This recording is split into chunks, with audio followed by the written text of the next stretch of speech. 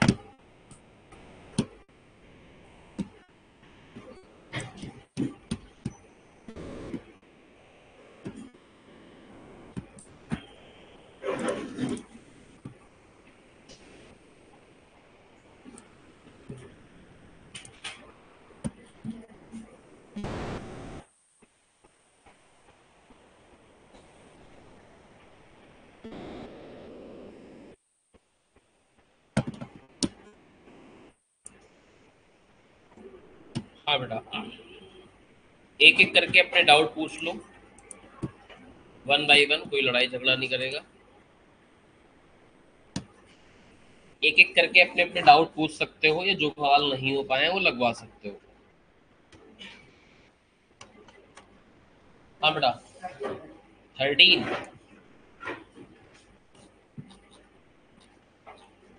कोई भी सवाल पूछेगा तो उस सवाल में किसी का और कोई भी डाउट हो तो वो भी उसी समय पूछ लेगा। 13 वाला कह रहे हैं कि बता दीजिए, टैक्सेबल इसमें सारे आपको निकालना है। अच्छा 30, ओहो,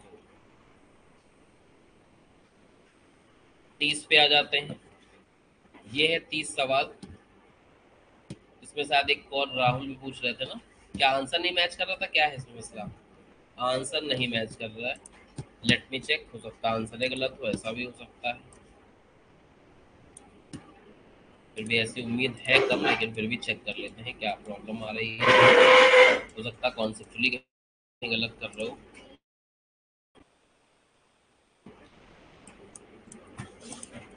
तो बेसिक सैलरी हो गई आपकी भाई 12,000 रुपये महीने की। बेसिक सैलरी हो गई आपकी 1,44,000। 6 महीने की सैलरी के बराबर का बोनस है, तो यानी 72,000 रुपये हो गया। 12 छंग 72 होता है। ट्रैवलिंग अलाउंस फॉर टूर, ठीक है। अब एक बात समझ लेना, जो डाकू एचटी वाले अलाउंस होते हैं, कौन से,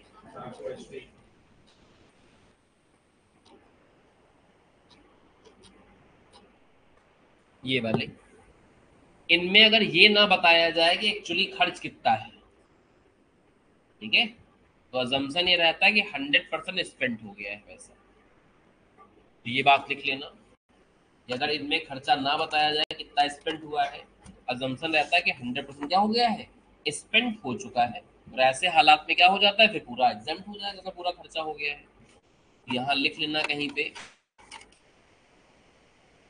if actual expenses are not given in question, ठीक है, if actual expenditure are not given in question,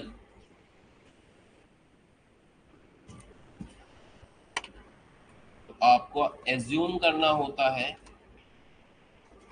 कि 100% अमाउंट इज स्पेंट, ठीक है।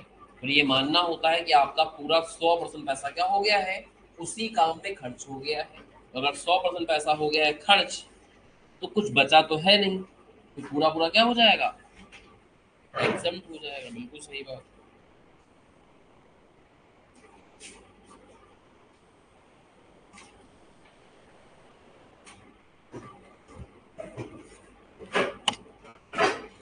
तो ये रूल अप्लाई हो जाएगा जो आपने सवाल पूछा है वहां पे, इस वाले में। ये हो जाएगा आपका क्या, exempt travelling allowance for tour, ये मानते हुए कि 100% पैसा क्या हो गया है, स्पेंड हो गया है। फिर आएगा इंटरटेनमेंट अलाउंस, 500 महीना, यानी कि ये हो गया आपका 6,000 रुपये। कमीशन इक्वल टू 4 मंथ पे, 4 महीने के बराबर की सैलरी का कमीशन। जब भी कोई कमीशन बोनस ऐसा बोले कि 3 महीने 4 महीने का, तो बेसिक सैलरी के हिसाब से ही वो सब निकाला जाता है। तो 4 महीने के बराबर का क्या हो गया, 48,000 रुपये हो गया आपका क्या, कमीशन। इसके बाद साथ ही साथ आपको आरएफए भी मिला हुआ है, देख लेंगे निकाल लेंगे वैल्यू अभी। फिर आपको मिला है लंच। लंच में आपने पढ़ा था कि 50 रुपए तक क्या होता है, एग्जम्प्ट होता है। तो 60 में 50 एग्जम्प्ट हो जाएगा, तो 3,000 रुपये टैक्सेबल हो जाएंगे अल्टीमेटली। इसके बाद कंपनी आरपीएफ में कंट्रीब्यूट करती है 2,000 महीना, ठीक है, मतलब ये खुद करते हैं, और इनका एम्प्लॉयर भी इक्वल अमाउंट कंट्रीब्यूट करता है, ठीक है। तो एम्प्लॉयर कंट्रीब्यूशन टू आरपीएफ, 2,000 के हिसाब से देखें तो कंट्रीब्यूट कितना किया इन लोगों ने, जबकि एग्जेम्प्ट होता है 12% ऑफ सैलरी का। इस सैलरी में अगर आरपीएफ की सैलरी में देखो तो इस सवाल में केवल बेसिक सैलरी ही निकल के आ पा रही है, तो 12% ऑफ बेसिक सैलरी निकाल लोगे, इतना माफ हो जाएगा, इतना एग्जेम्प्ट रहेगा, remaining amount will be taxable. ये आ रहा है आपका 6,720 रुपए का, ठीक है। इंटरेस्ट 9.5% की दर से ही मिला है, तब कोई दिक्कत की बात ही नहीं है। इतना सम कर लेंगे तो आ जाएगी हमारी ग्रॉस सैलरी, और माइनस कर देंगे स्टैंडर्ड एक्शन तो आ जाएगी टैक्सेबल सैलरी,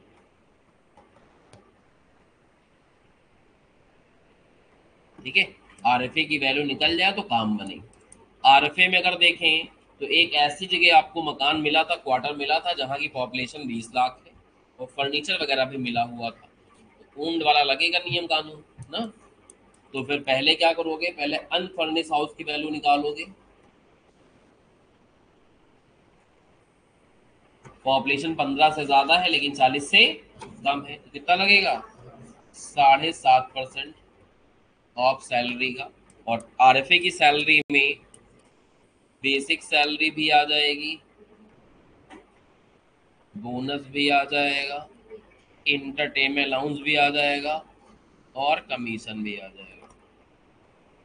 इतना करने के बाद 7.5% निकालोगे, निकाल के बताओ जरा कितना हुआ। 20,250 और प्लस इसमें ऐड करोगे 10% कॉस्ट ऑफ फर्नीचर। फर्नीचर की वैल्यू 20%, 20,000 बताई गई थी, इसका निकालोगे तो 2,000 आएगा। 10% 2,000 तो आएगा। अच्छा 10,000 वैल्यू है इसकी, ओ वैल्यू 10,000 है, इसका 10% निकालेंगे तो 1,000 आएगा और सम हो जाएगा अपना 21,250। ये हो जाएगी आपकी टैक्सेबल वैल्यू ऑफ RFA और ये बन गया है आपका सुंदर सा वर्किंग नोट।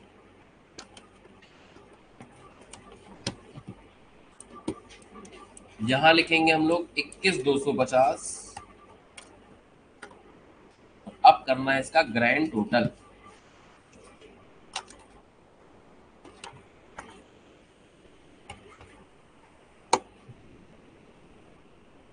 कितना हुआ बेटा इसका ग्रैंड टोटल?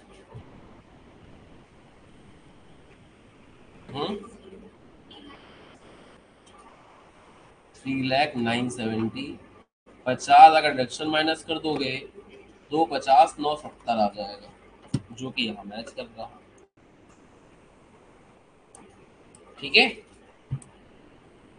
तो राहुल क्या गलत किया था बेटा इसमें तुमने? ट्रैवलिंग अलाउंस वाला, अच्छा वो तो बात नहीं पता थी तो चलो गलत हो गया, तो कोई बात नहीं, वो तो बात ही नहीं पता थी ना लोगों को, चलो कोई बात नहीं, वो तो अब उसकी वजह से हो सकता है ये भी गलत हो गया और है ना, उसी इम्पैक्ट की वजह से। और तुम्हारा क्या गलत हुआ? क्यों? अगर टैक्सेबल कर देते तो यहाँ लेते नहीं फिर?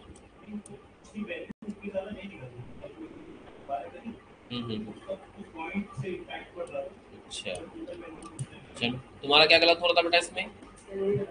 क्या? अच्छा ये गलत हो रहा था बस, बाकी अब ठीक था। ठीक है, मतलब सुधर गया सबका। कोई भी डाउट हो इसमें पूछ सकते हो, ना इसकी फोटो शेयर कर देंगे तो घर पर टीप लेना आराम से।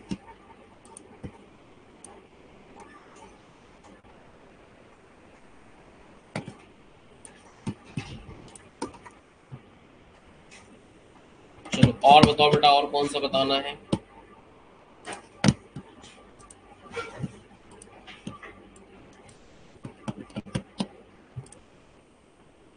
बस एक ही था क्या ये 30 वाला? बताओ। 34। 34 पे आ जाते हैं।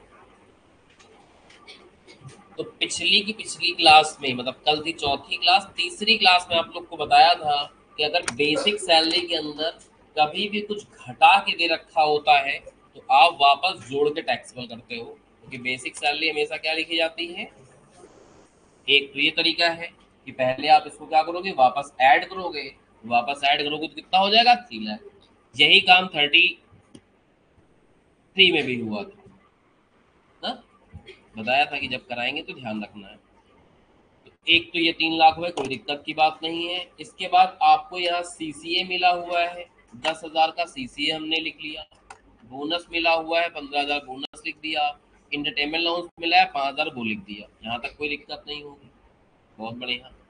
इंटेस RPF का 9.5% मिल रहा है तो माफी रहेगा। एम्प्लॉयर का कंट्रीब्यूशन 30,000 हो रहा है, तो निकाल के चेक कर लो। 30,000 कंट्रीब्यूट किया है और सैलरी का 12% माफ होता है, तो अगर सैलरी का 12 निकालोगे तो 36,000 आएगा। तो 36,000 से तो कम ही कंट्रीब्यूट कर रहा है ना, माफ रहेगा पूरा पूरा। यानी कभी ऐसा भी हो सकता है, इधर देखो बेटा, इधर बोर्ड पे कि ये तुम ऐसा निकालो और ये माइनस में आ जाए, इट में भी। अगर माइनस में आ जाएगा तो यहाँ नील लिखोगे। इसका मतलब क्या है, जैसे मान लो कंट्रीब्यूट कर रहे हो तो सपोज कर लेते हैं 10,000 रुपया, तो माफ तो यहाँ तक होगा ना, तो कंट्रीब्यूट 10,000 कर रहे हैं, इसका मतलब पूरा माफ। ये नहीं कि माइनस में माफी लिख दो, समझ रहे हो? जब भी ऐसा माइनस में आया तो यहाँ आपको क्या लिखना है? नील लिखना मांगता है। जैसे इस सवाल में अगर हम लोग अप्लाई करें तो लिखेंगे कंट्रीब्यूशन 30,000 -12% ऑफ 3 लाख रुपये, 36,000 नहीं हो जाएगा। इसका मतलब क्या है कि पूरा ही माफ रहेगा, क्योंकि प्रोविजन में क्या लिखा है? एग्जेम्प्ट होता है up to 12% of salary, 12% salary तक माफ रहेगा। इसके ऊपर कभी निकल के जाओगे तभी टैक्सेबिलिटी आएगी, इसके अंदर कहीं भी रहो सब माफ। ठीक है, तो ये टैक्सेबल होगा नहीं, और ये 9.5% है इसलिए टैक्सेबल नहीं होगा। ट्रैवलिंग अलाउंस फॉर टूर फिर आया है, और फिर वही अजम्पशन लगेगा यहाँ सवाल में, क्योंकि खर्चा नहीं दे रखा है, उसलिए क्या रहेगा, पूरा माफ रहेगा। फिर गैस बिजली पानी, इसमें बताया था जितना भी कॉस्ट दे रखी हो टैक्सेबल कर देते हो, तो 500 के हिसाब से टैक्सेबल कर दोगे 6000 आ जाएगा। और आखिरी पॉइंट देख लो कार वाला, कि एक छोटी कार दे रखी है, दोनों पर्पस में यूज करते हैं, लेकिन लेकिन लेकिन प्राइवेट पर्पस के खर्चे किशोर साहब खुद वहन करते हैं। ऐसे में छोटी कार का टैक्सेबल होगा 600 रुपये, 600 इंटू 12। अब मेन सवाल फंसा है आरएफए का। आरएफए के अलावा किसी कोई और दिक्कत नहीं होनी चाहिए, आरएफए की दिक्कत रिजॉल्व करा देते हैं, खेल खत्म हो जाएगा। अब इनको जो अनफर्निश हाउस मिला है वो एम्प्लॉयर ने किराए पे लेके इनको दे रखा है, किराए पे लेके दे रखा है। तो जब किराए पे लेके दे रखा होता है तो पहले आप निकालते हो 10% ऑफ सैलरी ना, और इस सैलरी में क्या क्या आ जाएगा, let me check. Basic salary आ जाएगी 3 लाख की, सीसीए आ जाएगा 10,000 का, बोनस आ जाएगा 15,000 का, ये आ जाएगा 5,000 का। बस बस बस, बताओ बेटा इसका कितना हुआ 10%? 3,20,000 का 10% तो निकालो, तो 33,000 हुआ।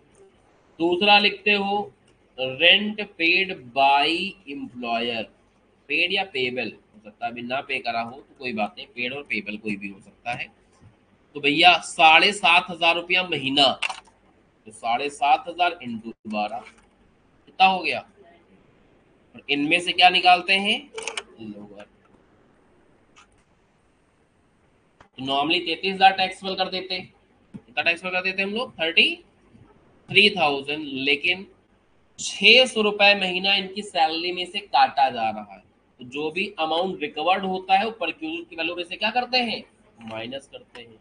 यहाँ माइनस कर दोगे अमाउंट रिकवर्ड फ्रॉम एम्प्लॉय, तो 600 रुपया महीना 7200 रुपया इनसे वसूले जा रहे हैं, तो ये आ जाएगी टैक्सेबल वैल्यू ऑफ आरएफए।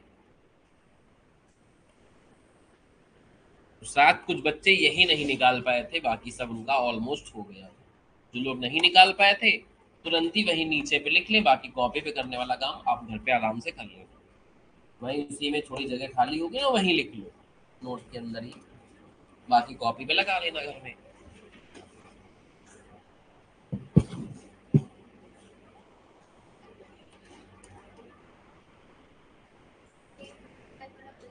हाँ नहीं, इसमें कोई डाउट हो तो पहले वो पूछो, नहीं ना पहले इसको नोट करो फिर आगे बातें होंगी।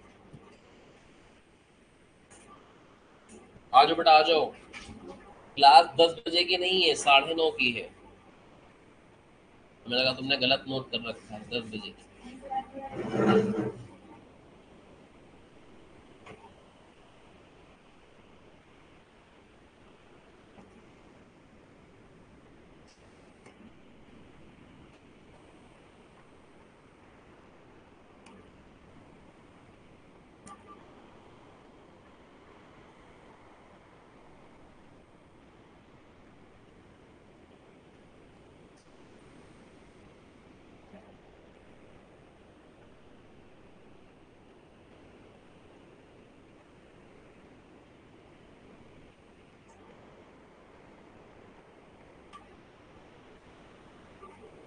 हाँ बेटा क्लियर हो गया, आगे चलें।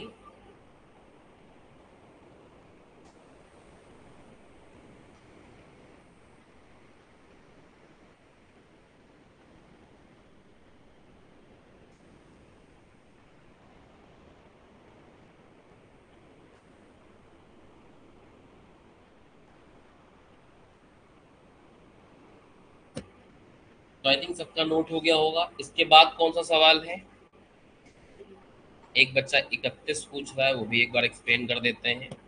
31 में वैसा कुछ है नहीं, फिर भी एक बार एक्सप्लेन कर देते हैं, जिनका होगा वो भी चला जाएगा। इसमें मैं कुछ फंसा होगा तो ये आरएफए वाला मैटर फंसा होगा। जिन बच्चों का 31 में कोई डाउट आएगा भी तो आरएफए को लेके आएगा। फिर भी बाकी भी एक्सप्लेन कर देते हैं। 11,000 रुपये महीना सैलरी मिलती है तो 11,000 इंटू 12, 1,32,000। एकोमोडेशन प्रोवाइड किया, अभी वैल्यू निकालेंगे ही निकालेंगे। एकोमोडेशन प्रोवाइड किया गया है और उसके लिए 10% बेसिक सैलरी का काटा जा रहा है। जैसे अभी काटे थे वैसे यहाँ भी काटना पड़ेगा। ठीक है, अमाउंट जो रिकवर किया जा रहा है, डिडक्ट किया जा रहा है, आखिरी में लेस करते हैं। और ये वाला भी क्या है इनका, आरएफए रेंटेड है, किराए पे लेके दिया गया है। एकदम वही टेक्निक से यहाँ भी आरएफए निकालोगे। पहले निकालना पड़ेगा 10% किसका, सैलरी का। इस सैलरी में ये आ जाएगी बेसिक सैलरी, इंटरटेनमेंट अलाउंस और बोनस। तो इन सबका सम करो, निकालो इसका 10%, 16,000 एग्जैक्ट, 16,000। दूसरा, रेंट पेड बाई कंपनी या एम्प्लॉयर, कुछ भी लिख लो कोई फर्क नहीं पड़ता, जो कि है कितना, 54,000। तो इन दोनों में छोटा वाला निकालोगे और इसमें से माइनस करोगे अमाउंट रिकवर्ड फ्रॉम एम्प्लॉय, जो कि बेसिक सैलरी का 10% है। टोटल बेसिक सैलरी 1,32,000 है, तो 10% यानी 13,200 काट लिए जाते हैं। तो इसलिए 2800 अमाउंट क्या हो गया है, टैक्सेबल हो गया है। ठीक है, एक और पॉइंट है, उसमें हो सकता है किसी बच्चे का कोई डाउट हो, वो भी एक्सप्लेन कर देते हैं लगे हाथ। एक बड़ी कार मिली है, लेकिन पर्सनल खर्चे फिर इस बार कौन बियर करता है, एम्प्लॉय खुद। तो बड़ी कार का टैक्सेबल होता है 900 रुपये महीना। एक और पॉइंट है, हो सकता है उसमें किसी का डाउट आ जाए, इसलिए वो भी एक्सप्लेन कर देते हैं। एसएससी की जो फैमिली मेंबर है, ठीक है, वो कंपनी की बसें चलती हैं, एक ट्रांसपोर्ट कंपनी में काम करते हैं ना, उसकी खूब सारी बसें चलती हैं, और उसमें इनके फैमिली के मेंबर खूब इधर उधर घूमे हैं, तो कोई किराया कंपनी ने नहीं चार्ज किया है। इसकी वैल्यू होती है 7200 रुपये। इसकी वैल्यू कितनी होती है, तो 7200 रुपये। ये भी टैक्सेबल हो जाएगा ट्रांसपोर्ट फैसिलिटी के नाम पे। आपके हाउस होल्ड मेंबर क्या है, अब हाउस होल्ड ऑफिस से काम तो करेंगे नहीं, वो तो पर्सनली हुआ ना बेटा बेटा। 7200 रुपये का वो फायदा आपको हुआ, तो 7200 रुपये वो टैक्सेबल हुए। बोनस 2 महीने की सैलरी के बराबर है, तो 11,000 इंटू 2, 22,000 रुपये वो हो गया। ये तो समझदार है, उसमें कोई दिक्कत की बात नहीं। तो बाकी अब कोई और डाउट नहीं आना चाहिए इस 31 वाले सवाल पे। ठीक है, 31 वाला इस तरीके से लग जाएगा। किसी का कोई डाउट हो तो अपना पूछ सकते हो।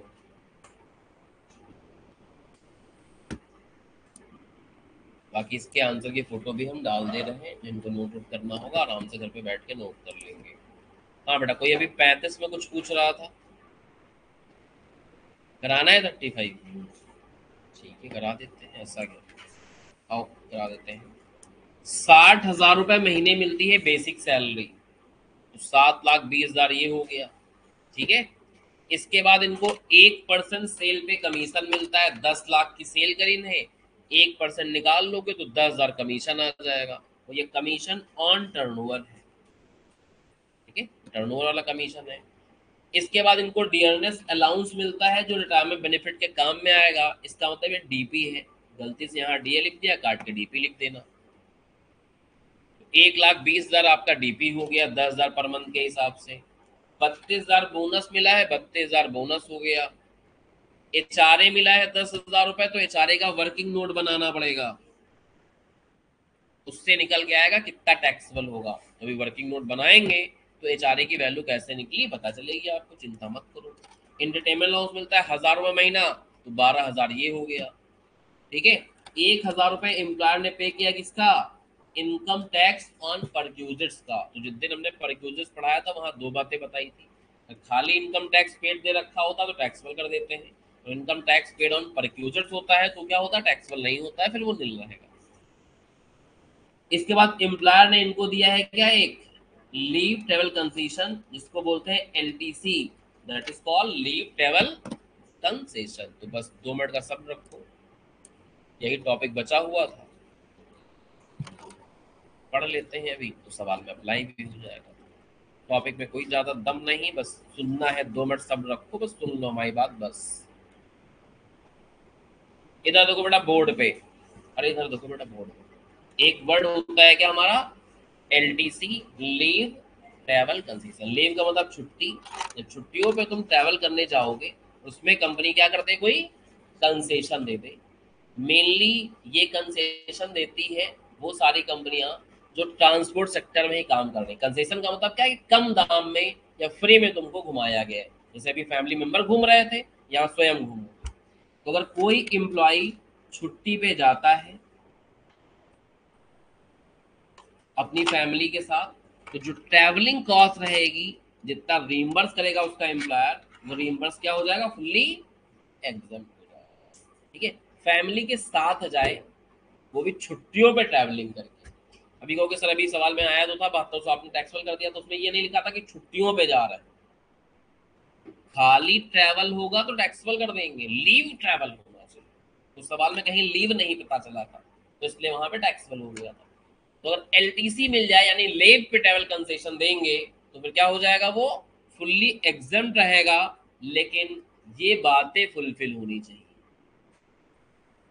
हाँ, इन बातों के बारे में अगर सवाल कुछ ना बताए तो इनको फुलफिल माना ही जाता है। इनका उल्लंघन नहीं होना चाहिए सवाल के अंदर, मतलब इनका एक अपोजिट वर्ड नहीं बोलना चाहिए, वरना इनको फेवर में मानते हुए फिर क्या कर देते हैं, एग्जाम। पहली बात है, जर्नी चाहे रिटायरमेंट के बाद परफॉर्म करो चाहे सर्विस के दौरान। बहुत सारे एम्प्लॉयर होते हैं रिटायरमेंट होने के बाद आपको पैकेज दे देते हैं 4 दिन का, चाहे रिटायरमेंट के बाद हो चाहे पहले। चाहे आपको अभी के एम्प्लॉयर से मिले चाहे पहले के एम्प्लॉयर से मिले, कहीं पहले काम करते रहो तब आप तुमको छुट्टी भेजते, उससे भी कोई दिक्कत नहीं। मोस्ट इंपॉर्टेंट ये पीले पीले वाले, जर्नी कहाँ परफॉर्म करनी है आपको, यानी विदेश में जाने के लिए अगर लीव ट्रेवल मिला तो टैक्सेबल कर देंगे, देश में जाने के लिए मिलेगा तो फिर एग्जाम। फिर ये एग्जामेशन 2 बार मिलती है, वो भी 4 साल में। तो 4 कैलेंडर ईयर के ब्लॉक में 2 बार की क्या मिलती है, एग्जामेशन मिलती है। जो अभी आपका कलेक्ट करंट ब्लॉक चल रहा है, ब्लॉक होता है 4 साल का, वो चल रहा है 2021 से 2022 से 2025। जो करंट ब्लॉक चल रहा है इस समय वो कितना चल रहा है, 2022, 23, 24, 25। इन 4 साल में 2 बार इसकी छूट मिलेगी आपको। मान लो आपका एम्प्लॉयर हर साल LTC देता है, तो 4 साल में 2 बार क्या हो जाएगा, एग्जाम 2 बार क्या हो जाएगा। ठीक है, 4 साल में इसकी एग्जामेशन आप मैक्सिमम 2 बार ले सकते हो। तो 4 4 साल के ब्लॉक बनते हैं। जो अभी आपका ब्लॉक चल रहा है कौन सा चल रहा है, 2022 से 25, 22, 23, 24 और। तो कभी मान लो सवाल ऐसा आ जाए एग्जाम में कि एक एम्प्लॉय था उसने 2022 और 23 में LTC क्लेम कर ली, तो क्या अब इस साल क्लेम करा पाएंगे हम लोग, नहीं, क्योंकि 2 साल ऑलरेडी तुम इस ब्लॉक पे क्लेम कर चुके हो। इस बार अगर सवाल में आ गया तो फिर टैक्सेबल करना पड़ेगा, अगर ऑलरेडी ये पता चल जाए कि 2 बार मजा लूट चुके हो। ठीक है, मतलब 2 बार आपने एग्जामेशन क्लेम कर ली है, दोबारा नहीं मिलेगी उस 4 साल के ब्लॉक पे। 25 के बाद फिर 2 बार ले लेना, फिर अगला ब्लॉक आएगा 26, 27, 28, 29। तो अभी तो 25 चल रहा, तो यही पढ़ोगे, अगला जब आएगा तब का तब देखा जाएगा। ठीक है, और सबसे इंपॉर्टेंट, वहां रुकने की कोई एग्जामेशन नहीं मिलेगी। आने जाने में जो खर्चे होंगे वो छूट है, रुकने में, खाने पीने में और जो घूमने फिरने में पैसे खर्चा होंगे वो नहीं। केवल ट्रैवलिंग में जो कॉस्ट लगेगी, कन्वेंस वाला। तो सवाल जब बड़े बड़े आते हैं इस तरीके जैसे अभी आप कर रहे हो, तो इतना LTC का ज्ञान उसके अंदर डालता नहीं, खासकर ये सब ज्ञान बताते नहीं ना, तो फिर मानते हैं कि सब अप्लाई हो रहा है और चुपचाप क्या कर देते हैं। ठीक है, तो ज्यादा कहानी नहीं दे रखी होती, इसका अपोजिट नहीं दे रखा होता है, तो चुपचाप हम लोग क्या कर देते हैं बेटा, एग्जाम कर देते हैं धीमे से।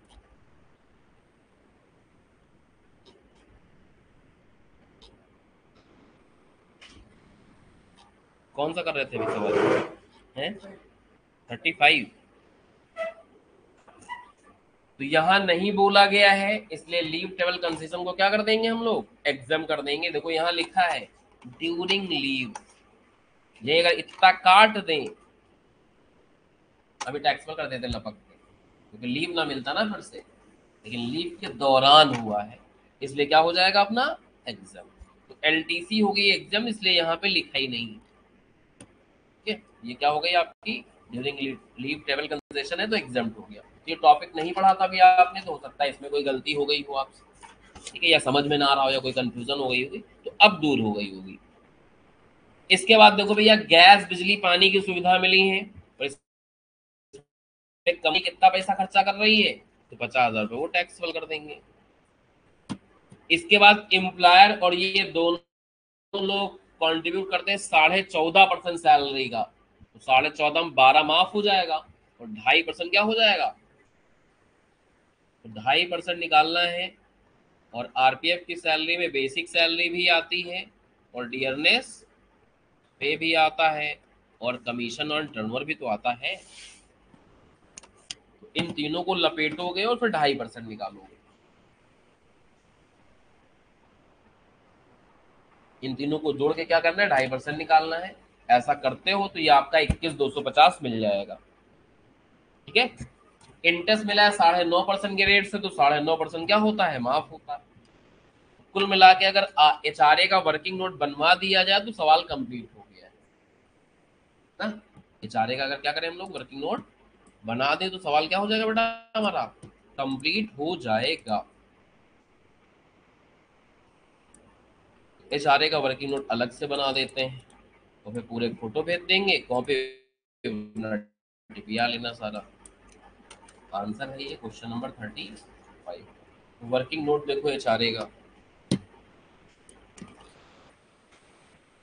एचआरए के लिए हमें देखना पड़ता है कि काम कहाँ कर रहे हैं।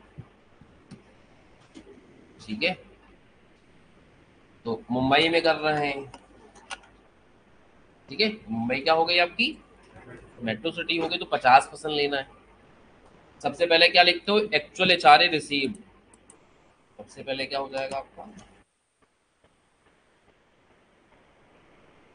एक्चुअल एचआरए रिसीव, जो कि आपको हो रहा है 10,000 महीना, तो ये हो गया आपका 1,20,000।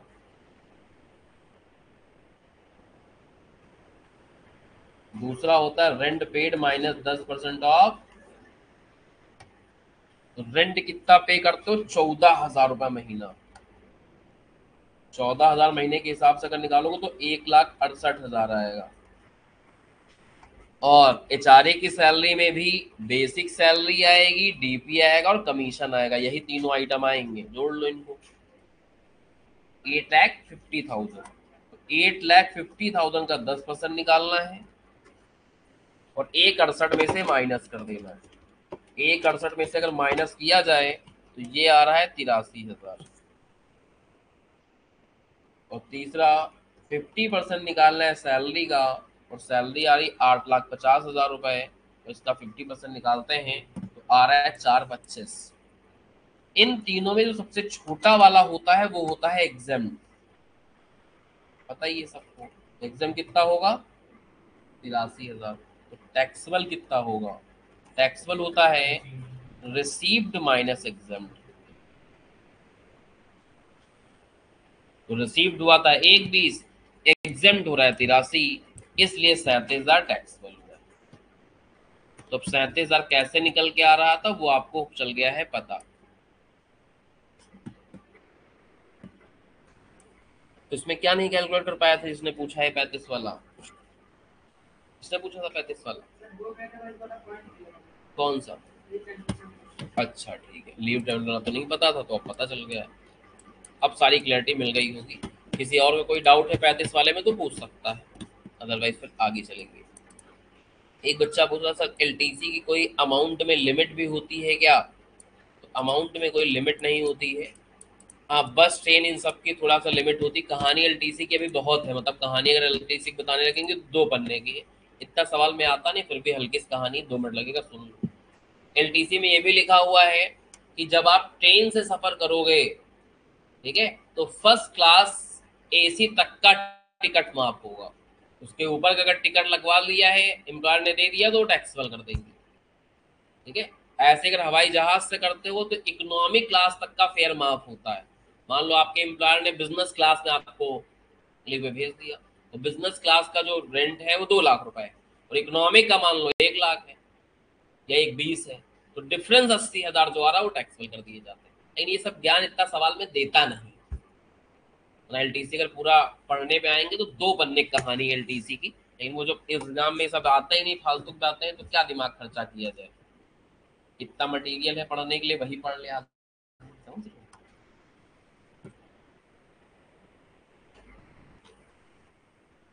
तो अब आपको ये समझ में आ रहा होगा सारा का सारा, ठीक है। और कोई डाउट है इसमें तो पूछ सकते हो। हाँ बेटा। इनकम टैक्स ऑन परक्यूजर्स एक बार बता दें, बताने वाला इसमें कुछ है ही नहीं, मतलब क्या होता है ये बताना है। ये यहाँ पहली क्लास में बताया गया था कि अगर इनकम टैक्स पे किया है एम्प्लॉयर ने तो टैक्सेबल हो जाता है, इनकम टैक्स ऑन परक्यूजर्स पे किया है तो क्या होता है, एग्जम। ठीक है। तो पहली क्लास में जिस दिन परक्यूजर्स पढ़ा रहे थे, मतलब सैलरी क्लास नंबर 2, पहले दिन जो अलाउंस चला था, दूसरे में ये पढ़ाया था, उस दिन बताया था कि इसका ध्यान रखना है जब सवालों में आएगा तो। चलिए वापस आ जाते हैं। हाँ बेटा, और कौन सा सवाल नहीं हो पाया।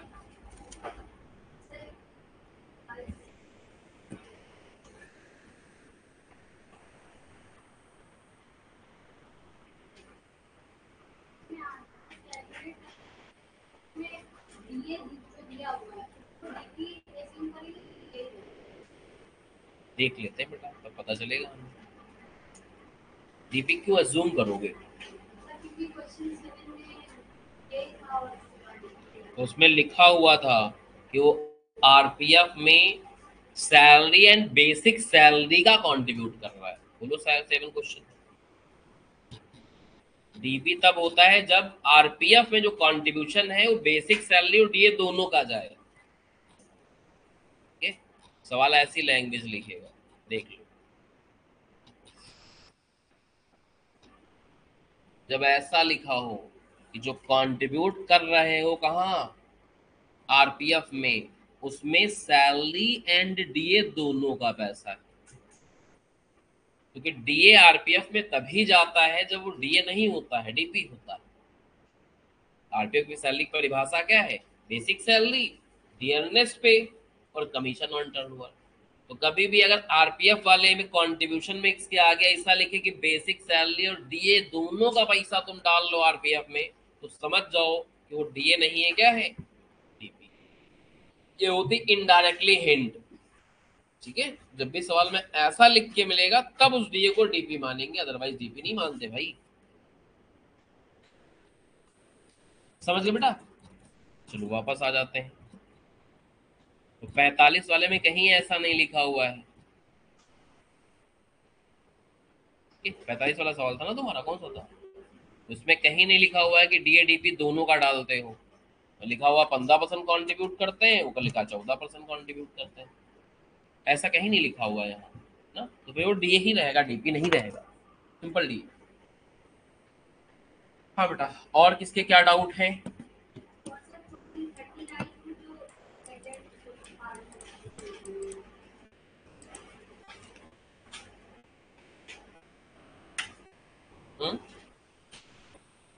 39 क्वेश्चन, ये 39 खुल गया हमारा, ये खुल गया 39 बेटा, बताओ।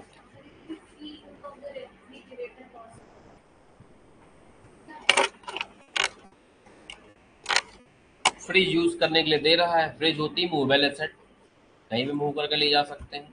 तो जो मूवेबल एसेट वाला पढ़ा था उसका कॉन्सेप्ट लगेगा यहाँ, यूज ऑफ मूवेबल एसेट।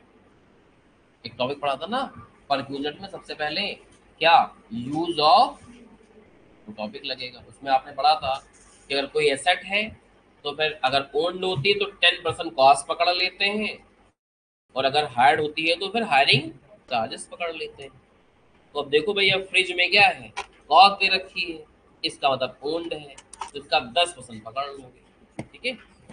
यहाँ ऐसे लिख लेना, क्या लिखा हुआ है यहाँ, यूज ऑफ फ्रिज, यहाँ लिखो ऐसे, use of movable asset, use of movable asset. तो कनेक्ट कर पाओगे टॉपिक से कि मूवेबल एसेट जितनी भी होती है उसमें यही टॉपिक लगेगा।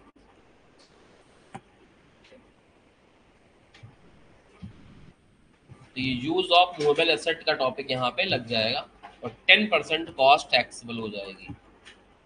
10% ऑफ 5000 जो कि आ रही 500।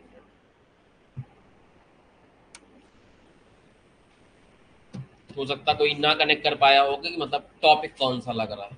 ठीक है, चलो, और कोई दिक्कत? हो गया? हाँ बेटा, और बाकी जनता बताए, मतलब बाकी लोग बताएं, कोई भी अगर सवाल ना लगा हो, कोई दिक्कत आई हो, कोई डाउट आया हो किसी भी सवाल में, तो अपना डाउट आप पूछ सकते हो। अच्छा, कितने लोगों ने सारे सवाल ट्राई भी किए थे घर में? सारे जितने दिए थे होगा, कुछ 7-8 लोग के हाथ उठ रहे हैं। ठीक है, तो बाकी लोग कब ट्राई करोगे? नहीं किए थे? तो क्यों बैलेंस क्यों बच गया? ऐसे बैलेंस क्यों बच गया बेटा? हाँ, आगे कौन ने तो छोड़ दिया? ऐसा थोड़ी ना होता बेटा कि एग्जाम में पहला सवाल ना आ रहा हो, दूसरा सवाल ना हो, पूरा पेपर ही छोड़ दें। ऐसा करते हैं क्या कभी हम लोग? तीसरा ट्राई करेंगे, हो सकता है वो हो जाए, चौथा ट्राई करेंगे, आखिरी दम तक लड़ते रहेंगे, हो सकता है आखिरी के 3 लगातार हो जाए। समझ रहे हो? ऐसा कुछ नहीं होता कि मान लो अगर कोई किसी का 39 नहीं हो पाया तो 40 नहीं होगा, 41 नहीं होगा, 42 नहीं होगा। समझ लो, देखो जब आप घर पे ट्राई करते हो नए नए सवाल, जैसे कि होमवर्क दिया था उसके पीछे लॉजिक होते हैं हर चीज के पीछे, जब ऐसे लड़ के आते हो सवाल से तो आपको पता चलता है कि आप कहाँ जाके स्टक हो रहे थे, क्या प्रॉब्लम आ रही थी। फिर जब सोल्यूशन दिया जाता है तो वो आपके दिमाग में छप जाता है कि हाँ भैया ऐसी दिक्कत आई थी तो सर ने ऐसा सोल्यूशन दिया था, तो काफी दिन तक दिमाग में बना रहता है। तो उसका एडवांटेज तुम्हें मिलता है एग्जाम टाइम में, रिवीजन करते समय वो बात आपको याद रहती है। एक सिंपल सा एकदम बेसिक एग्जांपल आपको देते हैं।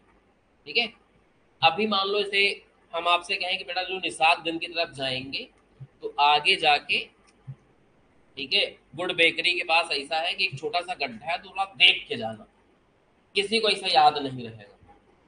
समझ रहे हो? यही है कि अगर गए हो और गड्ढे में एक बार घुस गए हो, अब उसके बाद तुमको 6-7 महीने का जब भी गुड बेकरी के सामने से निकलोगे वो गड्ढा आजीवन याद रहे। समझ रहे हो मेरी बात को? तो जब आप गलतियां करते हो और फिर उनका रेक्टिफिकेशन मिलता है तो वो ज्यादा दिन तक दिमाग में रिटेन रहता है।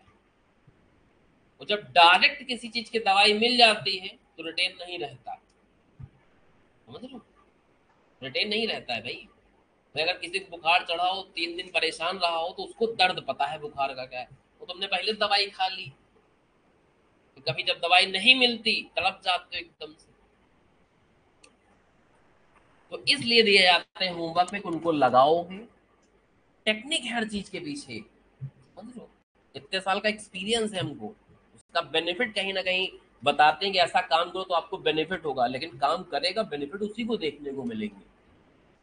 ठीक है, जैसे जिन लोगों ने सवाल लगाए जिनका जो जो पॉइंट है, जैसे ये वाला पॉइंट था किसी का फंसा, तो उसको ये वाला पॉइंट ज्यादा याद रहेगा। फंस चुका है ना इस पॉइंट में कभी ना कभी, वो गड्ढे में गिरने वाली बात हो गई। समझ रहे हो?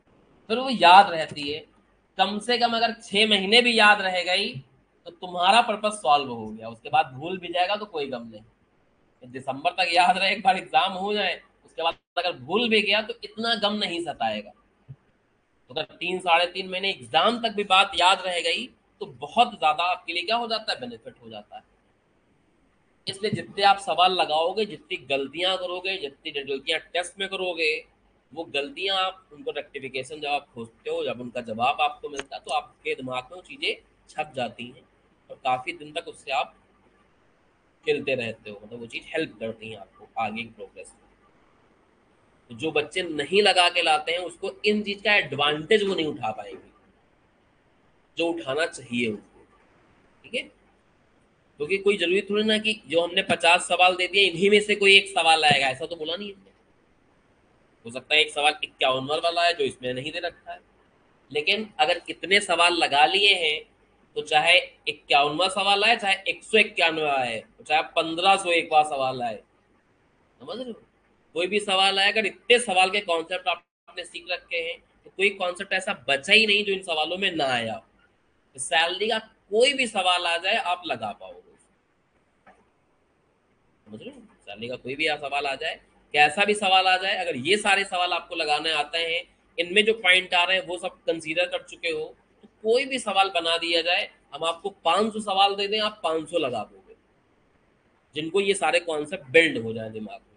तो इतने सवाल इसलिए दिए जाते हैं कि सारे कॉन्सेप्ट आपके बिल्ड कराए जा सके। बाकी प्रैक्टिस करने के लिए तो किताबें ऐसी ऐसी आती हैं, पूरी सैलरी पे एक किताब अलग से होती है। जैसे मैथ में देखते हो ना, मैथ में हम लोग टॉपिक पढ़ते हैं अलग अलग, compound interest, simple interest, ratio, proportion. और जो ये एसएससी वाले होते हैं, बैंकिंग वाले होते हैं, आईएएस पीसीएस वाले होते हैं, इन लोग की एक एक चीज की एक एक अलग बुक आती है। खाली कंपाउंड इंटरेस्ट पे एक अलग किताब है, रेशियो पे एक किताब अलग से है। और सबसे ज्यादा सिलेबस होता है कॉम्पिटेटिव एग्जाम में मैथ का। इतनी इतनी मोटी किताबें आती खाली मैथ की, वो भी A4 साइज की। ये बच्चे पढ़ते हैं, लगाते हैं।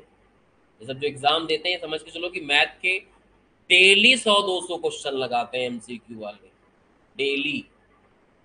तो सब नए होते हैं। कोई भी एक ऐसा टीचर ही नहीं बना हुआ मैथ का जो मैथ के सारे सवाल करवा दे, चाहे उसको 5 साल का समय दे दो। क्योंकि मैथ में आजीवन नए सवाल बनते रहेंगे, नई नई प्रॉब्लम आती रहेंगी, रोज डेवलप होते रहते हैं नए नए सवाल। उसका ऐसे तो कोर्स कंटेंट ही कभी जिंदगी में नहीं खत्म होगा। उनके में ये नहीं होता कि जो किताब में दे दिया है 2000 क्वेश्चन वही आएंगे एग्जाम में, नए नए भी आते हैं, वो भी ट्राई करते हैं, लड़के आते हैं, करके आते हैं। तो तुम्हारा तो ये है कम से कम कि बहुत ज्यादा कुछ नया नहीं आता है। वही सब जो किताबों में लिखा, वही सब जो पढ़ लिख के जा रहे हो, वही सब एग्जाम में आ रहा है। उन लोग की प्रॉब्लम समझो कि वहां आधे से ज्यादा पेपर ताजा आता है, नया आता है।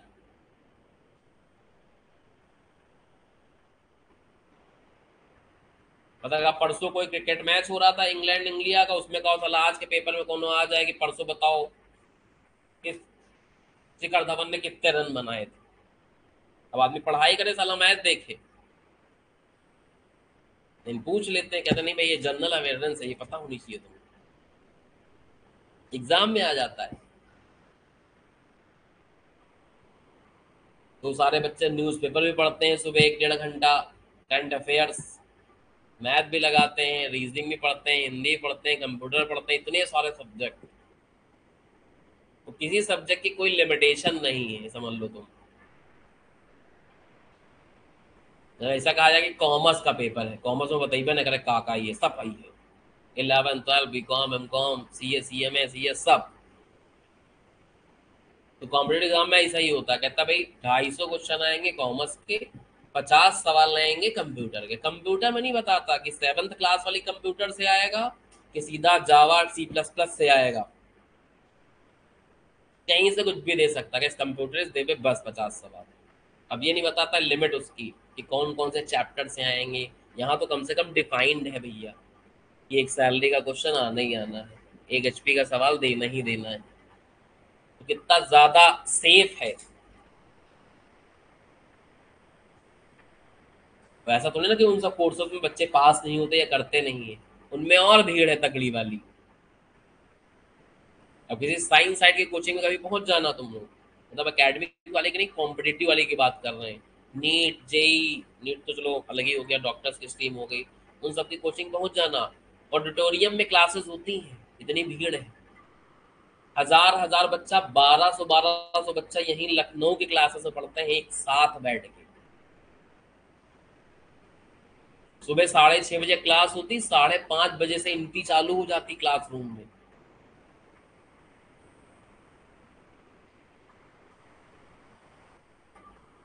चाहे 3 घंटा चार्ज ले, चाहे कोई 4 घंटा चले, आदमी पानी पीना, वॉशरूम जाना, तो सांस लेना भूल जाता है कभी कभी बीच में। 2 बार ऐसा हुआ कि सांस ही नहीं ले पाया, फिर सांस ली।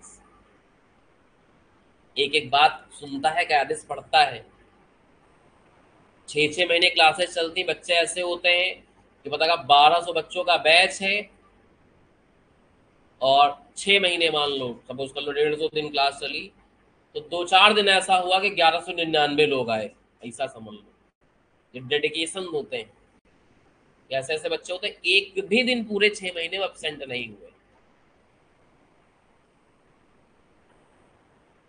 जब वैसा कोई कमिटमेंट दिखाएगा तो वैसा परिणाम पा पाएगा। जान रहे हैं कि भैया 1200 तो यहीं पढ़ रहे हैं। जैसे आईआईटी वगैरह में कहा जाता है कि आईआईटी के जो कॉलेजेस होते हैं उनकी total seat all over India लगभग लगभग 6000। तो 6000 लोग ही केवल आईआईटी में दाखिला पा पाते हैं, ये समझ लो।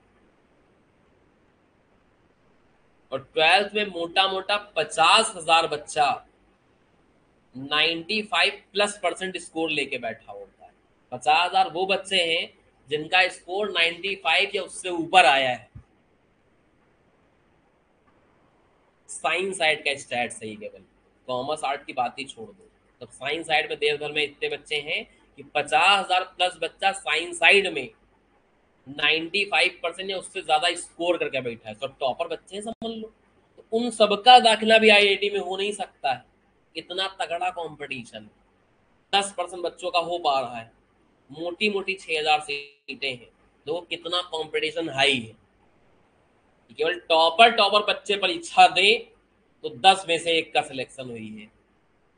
और देते तो 80% वाले भी हैं, रोक टोक थोड़ी, खाली 95 वाले दे हैं ऐसा कहाँ लिखा हुआ है। देते 50 वाले भी हैं, देते 60 वाले भी हैं, देते 90 वाले भी हैं। तो कितना कंपटीशन बढ़ जाता है वहां खाली एडमिशन लेने के लिए। और एडमिशन हो जाता है तो कॉलेज वाले इतने तगड़े हैं कि 2 साल एकदम रगड़ के पढ़ाते हैं। कुछ तो कॉलेज ऐसे हैं आईआईटी वगैरह में साइंस साइड के कि इन हाउस फैसिलिटी देते हैं, चाहे तुम्हारा मकान कॉलेज के बगले में हो लेकिन घर से नहीं आ सकते, वहीं रहना है। समझ रहे हो? कहते हैं कि हमारे कॉलेज में पढ़ना है तो आपको इन हाउस रहना पड़ेगा, मतलब यहीं पे रेजिडेंशियल आपको रखना पड़ेगा, पीजी लेना पड़ेगा और यहीं पे आप रहोगे। लेकिन हम लोग के कॉलेज ऐसा नहीं होता है कि हाँ फिक्स है 7 बजे क्लास चलेंगी। कभी मूड आया रात में 3 बजे मैसेज कर देते हैं क्लास टीचर कि 4 बजे से क्लासेस है तुम्हारी सुबह। तो चपरासी आ जाता है खड़बड़ाने सबको, चलो बेटा उठो 4 बजे क्लास है फटाफट, मैथ वाले टीचर ने कहा है। सबको जगाता है फटाफट, फड़फड़ा देता है, सब उठ के 4 बजे क्लासरूम में बैठे होते हैं सुबह। कितना तगड़ा कॉन्सेप्ट, ये समझ लो। यहाँ तो समझ लो कुछ भी नहीं है, मोटा मोटा अगर देखें तो इतना कोर्स करिकुलम। और टफनेस देखने पे आओगे, सीएमएम तो इतने बच्चे नहीं है, इतनी ऑडियंस नहीं, इतना कंपटीशन नहीं है। कंपटीशन है साइंस साइड के अंदर, एकदम आफत काटे हुए। और आपको लगता है कि भाई उन सबकी सैलरी ज्यादा होती, सब कुछ होता है, तो भाई पैसे भी खर्च होते हैं उतने ज्यादा। समझ रहे हो? आईटी वगैरह करना है तो ईमान के चलो कि 30-35 लाख का बजट होना चाहिए अगर अच्छे कॉलेज से आपको करना है तो। अब यहाँ तो क्या साला, यहाँ 2-2.5 लाख रुपए सीएमए हुआ जा रहा आदमी का।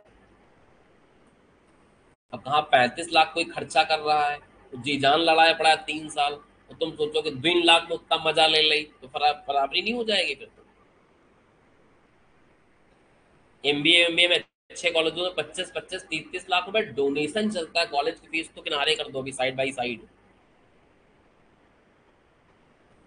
आज की तारीख में नीट वगैरह में समझ के चलो कि मोटा मोटा 90 लाख रुपए 95 लाख रुपए एक बच्चे को लगता है डॉक्टर डॉक्टर बनाने में, 1 करोड़ समझ लो मोटा मोटा। तो जो पैसे वाले हैं आजकल वो सब कोर्स वो करा पाते हैं, प्रीमियम कोर्स। वही सब अच्छे अच्छे डॉक्टर बनते हैं, बतागा दिन भर में 1000 रुपए फीस ले रहे हैं, तो 200 लोग दिखाने आ रहे हैं। लखनऊ के जितने प्रीमियम डॉक्टर हैं 150 से 200 पेशेंट डेली देखते हैं अपने घर में, सुबह और शाम मिला के। तो किसी की फीस आजकल, मतलब एक ऑर्डिनरी डॉक्टर थोड़ा भी ठीक ठाक है तो 500 से नीचे तो बात ही नहीं करता है। 500, 1000, 1500, 2000, 1200, 1800 ऐसे फीस है। और जो एक जनरल डॉक्टर है तो 50 रुपए में देख भी लेता है, दवाई बढ़िया बना के दे देता है 3 टाइम की। तुम्हें तय करना है कि वो 50 रुपए वाले अकाउंटेंट बनोगे, 900 रुपए पर हेड चार्ज करना है तुम्हें। असल में तो जितनी स्किल्स रहेंगी, जितनी ज्यादा आप नॉलेज अप्लाई करोगे, जितना ज्यादा आपको दिमाग आएगा उतना ज्यादा कंपनी आपको पैकेज देंगी।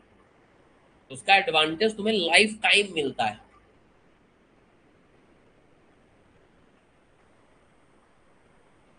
और जितना आप कम मेहनत करोगे, इस समय मक्कारी करोगे, लाइफ टाइम कष्ट भोगना पड़ेगा उसका। कष्ट का मतलब ये नहीं कि भूखे मरोगे, हम ये नहीं कहना चाह रहे हैं, ठीक है। फिर भी तुम्हें कष्ट आएगा जब दूसरों को देखोगे कि आगे निकल रहे हैं तुमसे, तो वो गम सताएगा अंदर अंदर।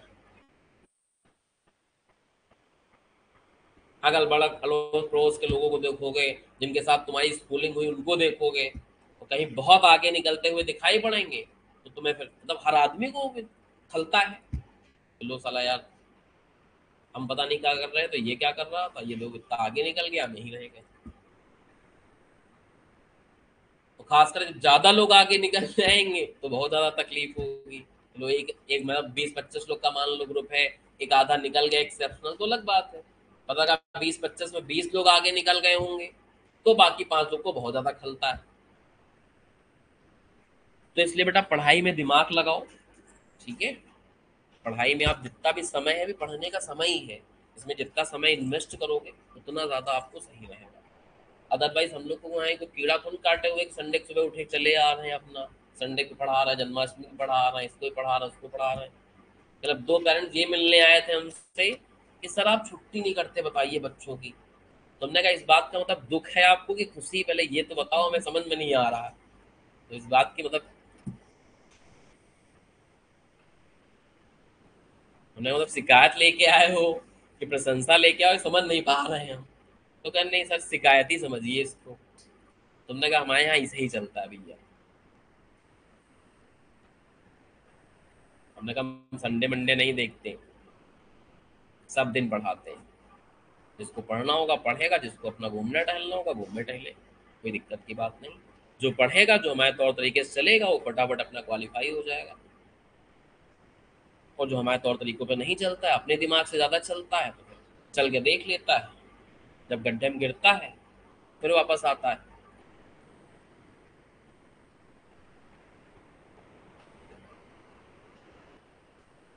तो हमारा ट्रैक रिकॉर्ड है कि हम बहुत जल्दी बच्चों को सीएमए बनवा देते हैं, समझ लो। समय कम लेते हैं, फटाफट सीएमए बना देते हैं। हमारे ऐसे स्टूडेंट है, पता लगा अभी 19 साढ़े 19 साल 20 साल के बच्चे हैं, 12-12 लाख का पैकेज लेके बैठे हुए हैं, कंपनी में जॉब कर रहे हैं। अभी एक लड़का आ रहा होगा थोड़ी देर में, अगर आ जाएगा तुम लोग के जाते जाते तो मिलवा देंगे।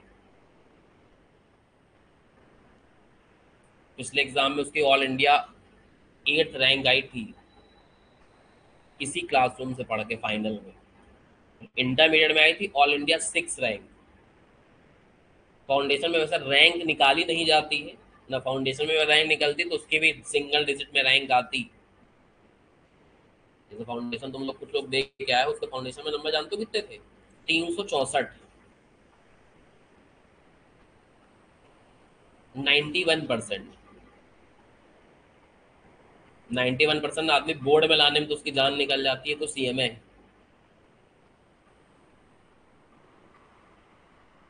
फाइनल में अराउंड उसके 72-73% नंबर है, फाइनल में, सीएमए फाइनल में। इतना समझ लो। और ऐसा नहीं कि कुछ और किताबें पढ़ी, यही सब जो मटेरियल तुमको पढ़ाया जा रहा है, इसी मटेरियल से पढ़ लिख के पास हो।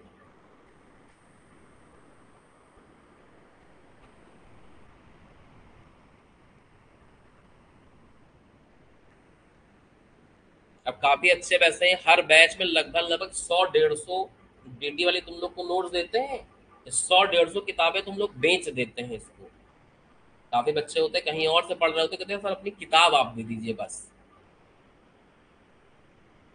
तो 200, 250, 300 बेच देते हैं अपना, बिक जाती बहुत सारी किताबें ऐसे। तो मटेरियल ऐसा है, पढ़ाई ऐसा है कि समझ में आती है सबको, सब कर पाते हैं। उतना एफर्ट ना लगा रह जाए तो फिर काम ही नहीं बन पाएगा आपको।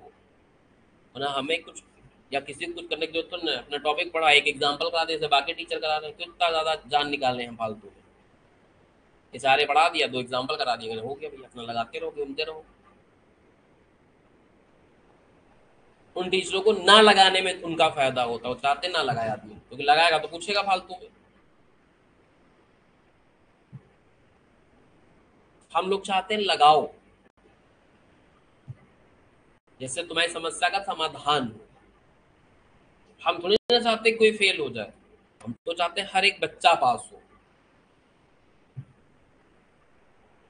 लेकिन जो खुद नहीं चाहता अपने लिए वही फेल होता है। फेल वो होता है जो खुद अपने लिए नहीं चाह रहा होता है, वही हो जाता है फेल। तो सिर्फ हमारे चाहने से नहीं होगा, आपको भी चाहना पड़ेगा कि आपको पास होना है।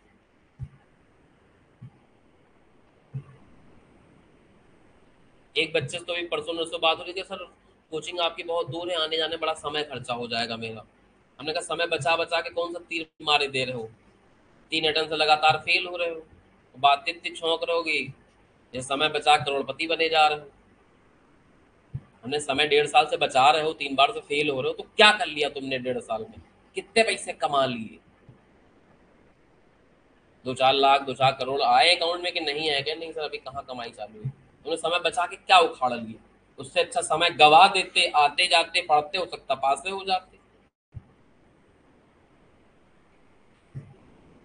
तो कुछ बच्चे सोचते हैं कि पढ़ाई में जो हम समय लगाते हैं या पैसा लगाते हैं वो बर्बाद कर रहे हैं। समय कहते हैं समय इन्वेस्ट कर रहे हैं, वो बर्बाद हो रहा है। अरे पढ़ाई में समय इन्वेस्ट करो, बर्बाद कैसे हो सकता है?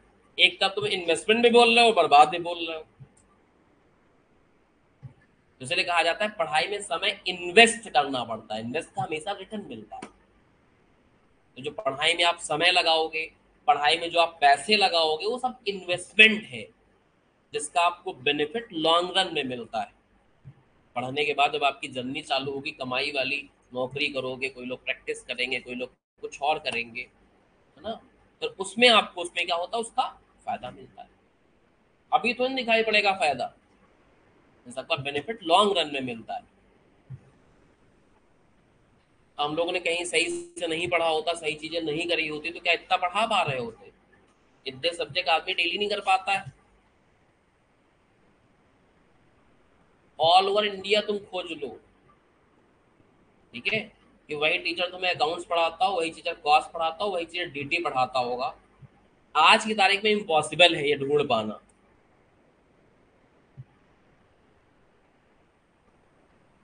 और यही नहीं, और भी सब्जेक्ट पढ़ाते हैं। अभी ग्रुप 2 में आओगे, मैनेजमेंट भी हम ही पढ़ाएंगे, एफएम भी हम ही पढ़ाएंगे, ओएम भी हम ही पढ़ाएंगे।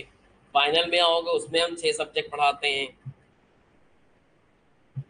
और 2 इसलिए नहीं पढ़ाते क्योंकि टाइम नहीं इतना, ना वो भी 2 पढ़ा सकते हैं।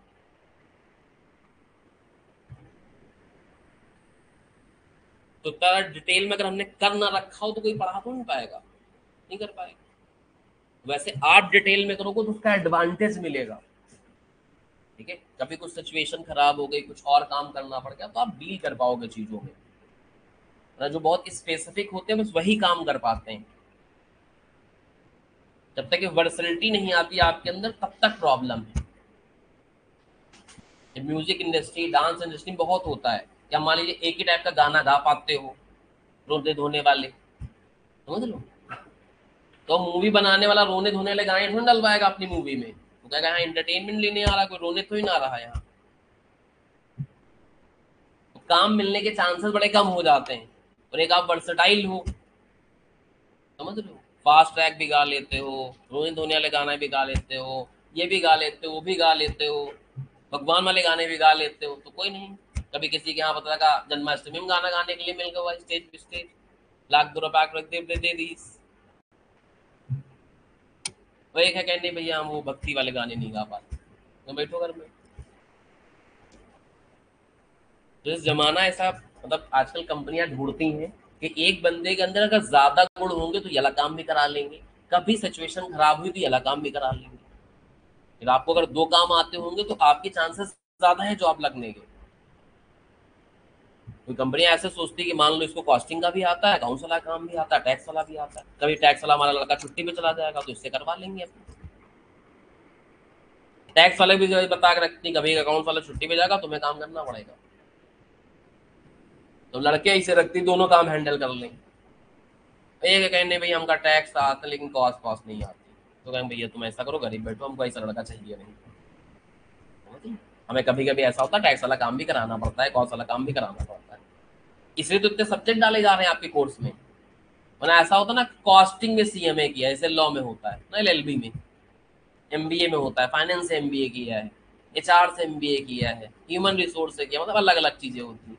वैसे इसमें ना करते सीएमए में कि इनडायरेक्ट टैक्स में सीएमए किया है, डायरेक्ट टैक्स में सीएमए किया है, अकाउंट्स में सीएमए किया है। लेकिन यहाँ सब पढ़ाया जा रहा है कि हर चीज का ज्ञान रहेगा, तो पचासों जगह आपके पास सेटल होने के रास्ते बनेंगे। एक ही ज्ञान होगा तो वहां नहीं डील कर पाओगे फिर। इसलिए तो कंपनी अब जॉब निकालती है तो हाँ, ये तो नहीं बताती कि तुमसे काम कौन सा कराएंगे, तो नौकरी रखने के बाद तय करते कि इसको किस डिपार्टमेंट में डालना है। उनको पता होता कि हमें कहाँ रखना है, उसी की तलाश तुम में कर रही होती, लेकिन तुम्हें बताएंगे नहीं, ना तुम वही पढ़ के चले जाओगे ना खाली। क्या देंगे भाई, टैक्स डिपार्टमेंट में जॉब निकली है तो तुम खाली टैक्स से टैक्स पढ़ के जाइए इंटरव्यू देने। तो सोचोगे टैक्स का लिया जाए, कितना आसान हो जाएगा तुम्हारे लिए, तो नहीं नहीं, ऐसे कैसे बता दें, आने तो पूरा पढ़ के, तब देखेंगे, हर एक चीज देखेगा वो। काम उसको टैक्स वाला ही कराना है, लेकिन नॉलेज तुम्हारी अकाउंट्स वाले भी चेक करेगा, कॉस्ट वाले भी चेक करेगा, टैक्स वाले तो चेक करेगा ही करेगा। तो इसलिए नॉलेज हर चीज की चेक की जाती है। ये सब बहुत इंपॉर्टेंट रोल प्ले करेंगे जब आप प्लेसमेंट में जाओगे, इंटरव्यू में जाओगे। अब इंटरव्यू में कोई ऐसा थोड़ी ना होता कि कोई पतली सी किताब आती है, इंटरव्यू फॉर इंटरव्यू क्रैकर, पढ़ लिया तुमने इंटरव्यू क्रैक हो जाएगा। इंटरव्यू में यही सब नॉलेज चेक की जाएगी जो आपने 11 12 से लेके सीएमए फाइनल तक में पढ़ा होगा। इंटरव्यू में कभी कभी 11 12 के सवाल पूछ लेता है, कहो यही पूछ ले, 3 गोल्डन रूल क्या होते तुमसे, कहो यही, इतना इजी पूछ ले। मतलब ये नहीं कि एक ही सवाल पे तो नौकरी मिल जाएगी, 10 15 सवाल तो ठोकते ही है वो लोग। उन 10 15 में कहो एकदम बेसिक सवाल एक पूछ ले तुमसे कि बताइए इसकी जनरलिटी क्या होती है। सवाल बना देगा ऐसा कि बताइए 2 लाख का माल परचेज किया, इसमें डेट डिस्काउंट था, कैश डिस्काउंट था, जीएसटी लग गई, इंटर स्टेट किया था, आईजीएसटी लग गई, बताइए इसकी क्या एंट्री पास करेंगे। अब तुम सिंपल एंट्री परचेज वाली याद करके गए, purchase account debit to cash, काम खत्म हो गया तुम्हारा, मुंह बना के वापस आ जाओगे।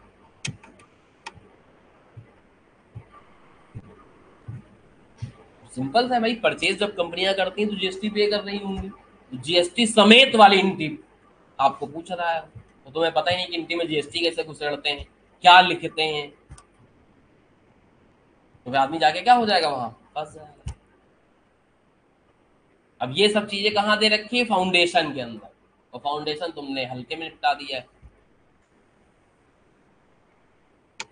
तो फिर वहां जाके क्या होता है, प्रॉब्लम आ जाती है। तो इसलिए कब कहाँ की चीज इंटर्न पूछ ली जाएगी कुछ खबर नहीं होती है, हर चीज को आपको बेस्ट तरीके से लेके चलना होगा। वो बच्चा इंटरव्यू से डरता नहीं, कहता भाई हमको सब्जेक्ट की नॉलेज है, सारी बातें आती, कुछ भी पूछ ले बता देंगे, और 15 में से एक आध दिन नहीं बता पाएंगे तो कह देंगे कि समय नहीं याद, इस समय नहीं क्लिक कर रहा, चल जाता है काम। मेजोरिटी देखा जाता है, तो नहीं होता कि भाई 20 सवाल पूछेगा तो 20 का आंसर तुमको होते हो, कहाँ सीएमएम लिखा 50% पास होना होता है बस। या तुम्हें आधा पेपर ना आता हो, आधा आता हो, पास हो जाओगे तुम। 50% तो वैसे ही रिबेट दे रहा है कि आधा ही कोई बच्चा सही कर ले हम पास कर देंगे। मतलब पासिंग ना होता 100 में 95, पासिंग तो सिर्फ 100 में 50 है ना।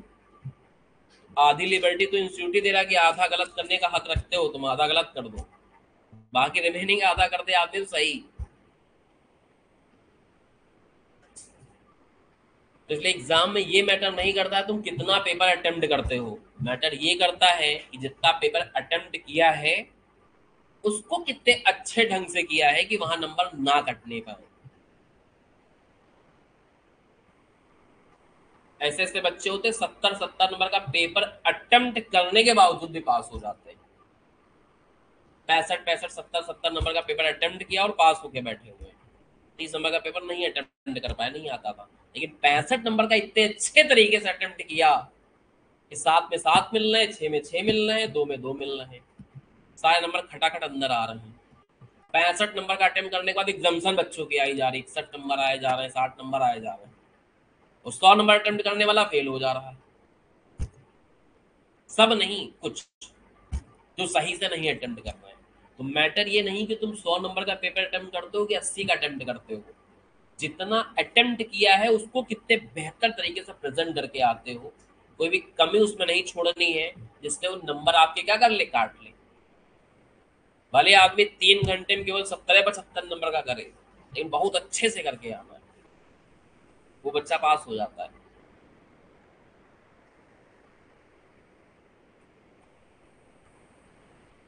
हमारे कुछ फाइनल में एक बार ऐसा हुआ था कि हमें टाइम नहीं मिल पाया था ज़्यादा पढ़ने का। तो एक पेपर है एसएफएम, तो उसमें हमने जो है केवल 71 मार्क्स का अटेम्प्ट किया था, और उसमें से मेरे जानते हो कितने नंबर आए थे? 69।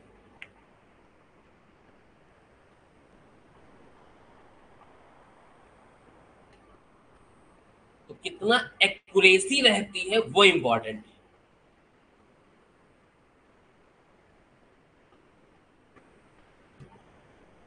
कितना आप एक्यूरेट चीजें करके आ पाते हो वो इम्पोर्टेंट है। कितना ज्यादा करते हो उससे ज्यादा इम्पोर्टेंट नहीं होता। क्वालिटी मैटर करती है, क्वांटिटी नहीं। तो जितना ज्यादा क्वालिटी वाला वर्क करके आओगे उतने ज्यादा नंबर आपको देखने को मिलेंगे। क्वांटिटी से नहीं होता है काम। जैसे खाने पीने के बिजनेस देखो, तो आदमी देखता है कि भाई कहाँ स्वादिष्ट खाना मिल पा रहा है, समझ लो। और आजकल तो हेल्थ भी ध्यान में देखता है कि कहाँ ऐसे खाने मिले जिनसे अपनी हेल्थ सही रहे, प्रोटीन मिले, कार्ब ज्यादा ना मिले, मतलब ऐसे भी हो लेते हैं लोग हो गए ना, सब ये सब भी देखते हैं, कैलोरीज ज्यादा ना हो, है ना। हेल्थ प्रिकॉशन बेसिस पे देख के चलते हैं, बहुत सारे ऐसे लोग भी होते हैं। डॉक्टर एडवाइस के हिसाब से तो अपना बाहर नहीं खाते, ज्यादा पीता अपना उस हिसाब से देखते हैं। बाकी आदमी ये नहीं देखता है ना, दिखता क्या है, टेस्ट होना चाहिए। भाई अगर मान लो कोई कोई भी एग्जाम्पल ले लो, गोलगप्पे का एग्जाम्पल ले लो, तो गोलगप्पे ठेले पे देखो तो 10 के 6 भी बिक रहे होते हैं, कहीं कहीं पे 10 के 8 भी बिक रहे होते हैं, और कहीं कहीं पे 30 के 4, समझ लो। कहीं और अच्छे रेस्टोरेंट में चले गए, अगर 60 रुपए के 4 पीस मिलते हैं, अगर एकदम तो पूरा पेट भर के खा लें बाहर जाके ठेले पे। तो कहते नहीं भैया हमने जो गोलगप्पे तले हैं वो देसी घी में तले हैं, पानी जो इसमें तब में इस्तेमाल हुआ है बिस्लरी का पानी इस्तेमाल हुआ है, उसमें पानी घोला गया है बतासे का, समझ लो। कोई भी चीज देख लो तुम, आलू की टिक्की देख लो, तो 10-15 रुपए प्लेट भी मिलती है और 200 रुपए 150 प्लेट भी मिलती है। और 150 वाले के यहाँ लाइन लगी हुई है, उसके यहाँ पहले टोकन लेना पड़ेगा तुम्हें, 150 रुपए कटा के फिर मिलेगा सामान। और 10 वाले के यहाँ 3 लोग कस्टमर खा रहे हैं। उसका मतलब क्या है, पैसा पे करने के लिए आदमी तैयार है आजकल, उसको क्वालिटी मिलनी चाहिए। तो कंपनियां ये समझ के चलो कि सैलरी का बैग पकड़े बैठे हुए हैं चार के लोग, कि इस बैग के हिसाब से कैंडिडेट प्रॉपर आ जाए।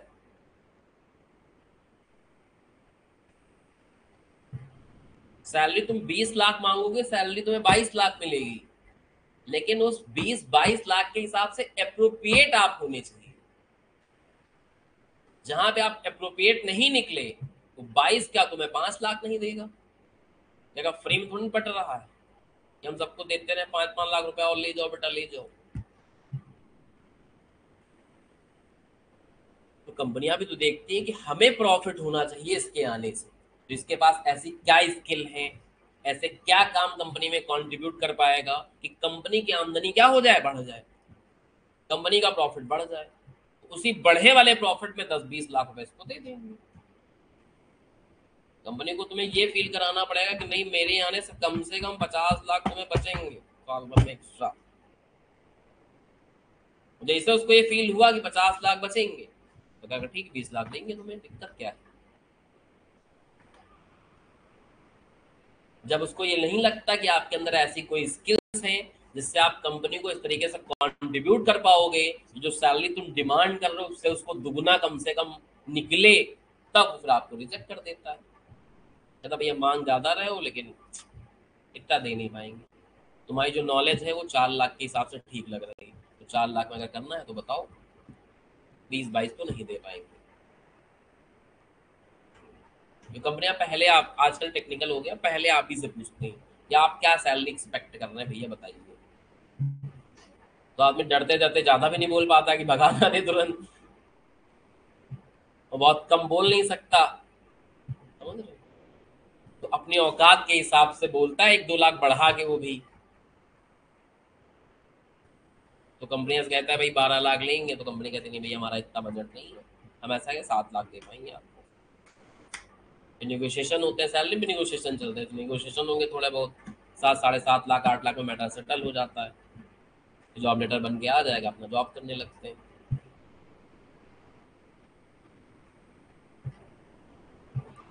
तो सैलरी के अंदर भी बार्गेनिंग होती है फिर वहाँ। अगर कैंडिडेट अच्छा है तो फिर बार्गेन कर पाता है, कैंडिडेट अच्छा नहीं होगा तो फिर कुछ नहीं कर पाता है वो, जो बता दिया क्या बस वही ले पाएगा वो। अच्छे अच्छे एम्प्लॉयज को कंपनी जब जाते हैं छोड़ के, मतलब एक रिजाइन करने का लेटर भी जारी करते हैं, तो कंपनी 50% पर हाइक दे के रोक लेती है। हमारा एक फ्रेंड है जिसका पैकेज था करीबन 16 लाख रुपए, तो कंपनी में रिजाइन डाली, केस हमको दूसरी कंपनी से ऑफर आ गया, वहां जा रहे हैं, 20 लाख मिल रहा, 22 लाख मिल रहा, जबकि ऑफर 18 लाख का आ रहा है उसके पास।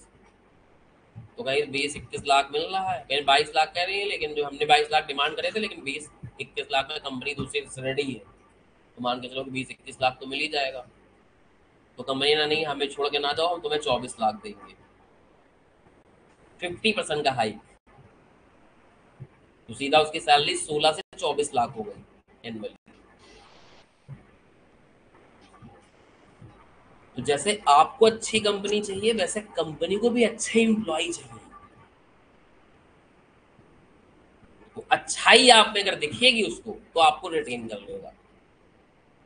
जैसे क्रिकेट बहुत सारे लोग देखते होंगे, आईपीएल वगैरह होता है, तो कुछ प्लेयर रिटेन नहीं करती हैं।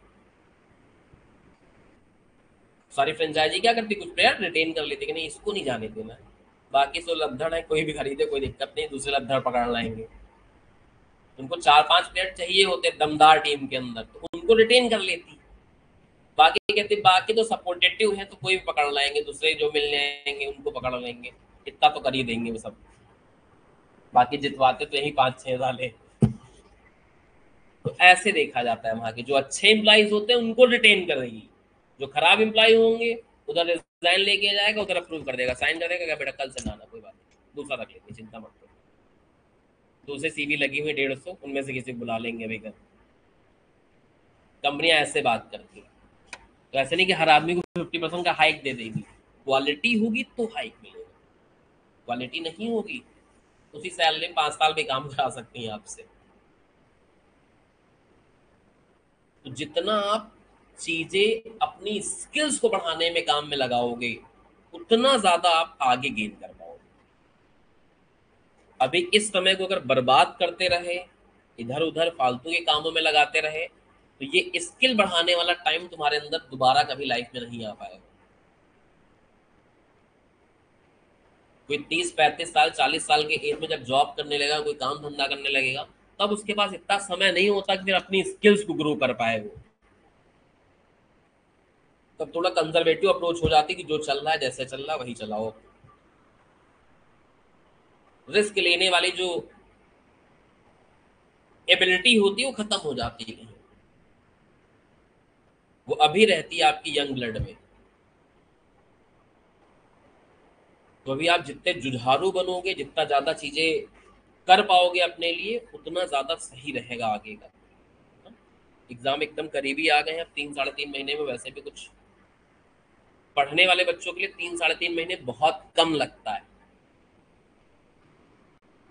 ना पढ़ने वालों के लिए तो भैया क्या ही बताया जाए। हमारा एक दोस्त था, तो क्लास में घड़ी नहीं देखा करता था इससे, पढ़ने में उसका ज्यादा दिल लगता नहीं था, तो हर 10 मिनट बाद कहता था यार अमित भाई यार अभी वाला बताओ, 10:30 ही बजा है, 12 बजे क्लास ओवर होगी। उसको लगता है क्लास ओवर हो जाए यहाँ से।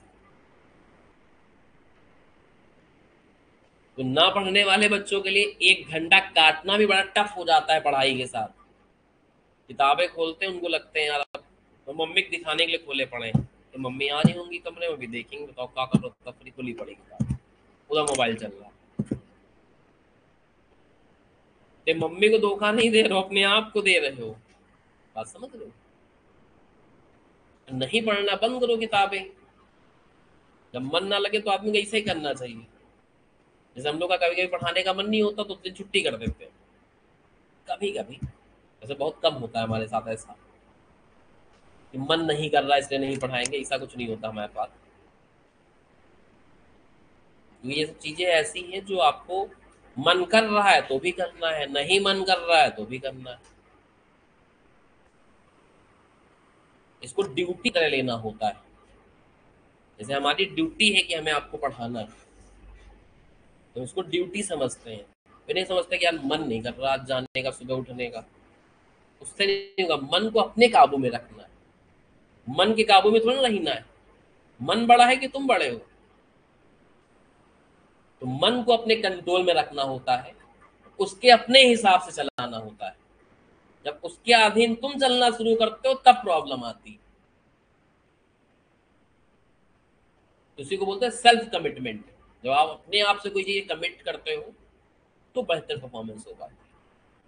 जब तक वो कमिटमेंट अपने आप से नहीं दे पाते हो तब तक वो आउटपुट निकल ही नहीं सकता आपसे।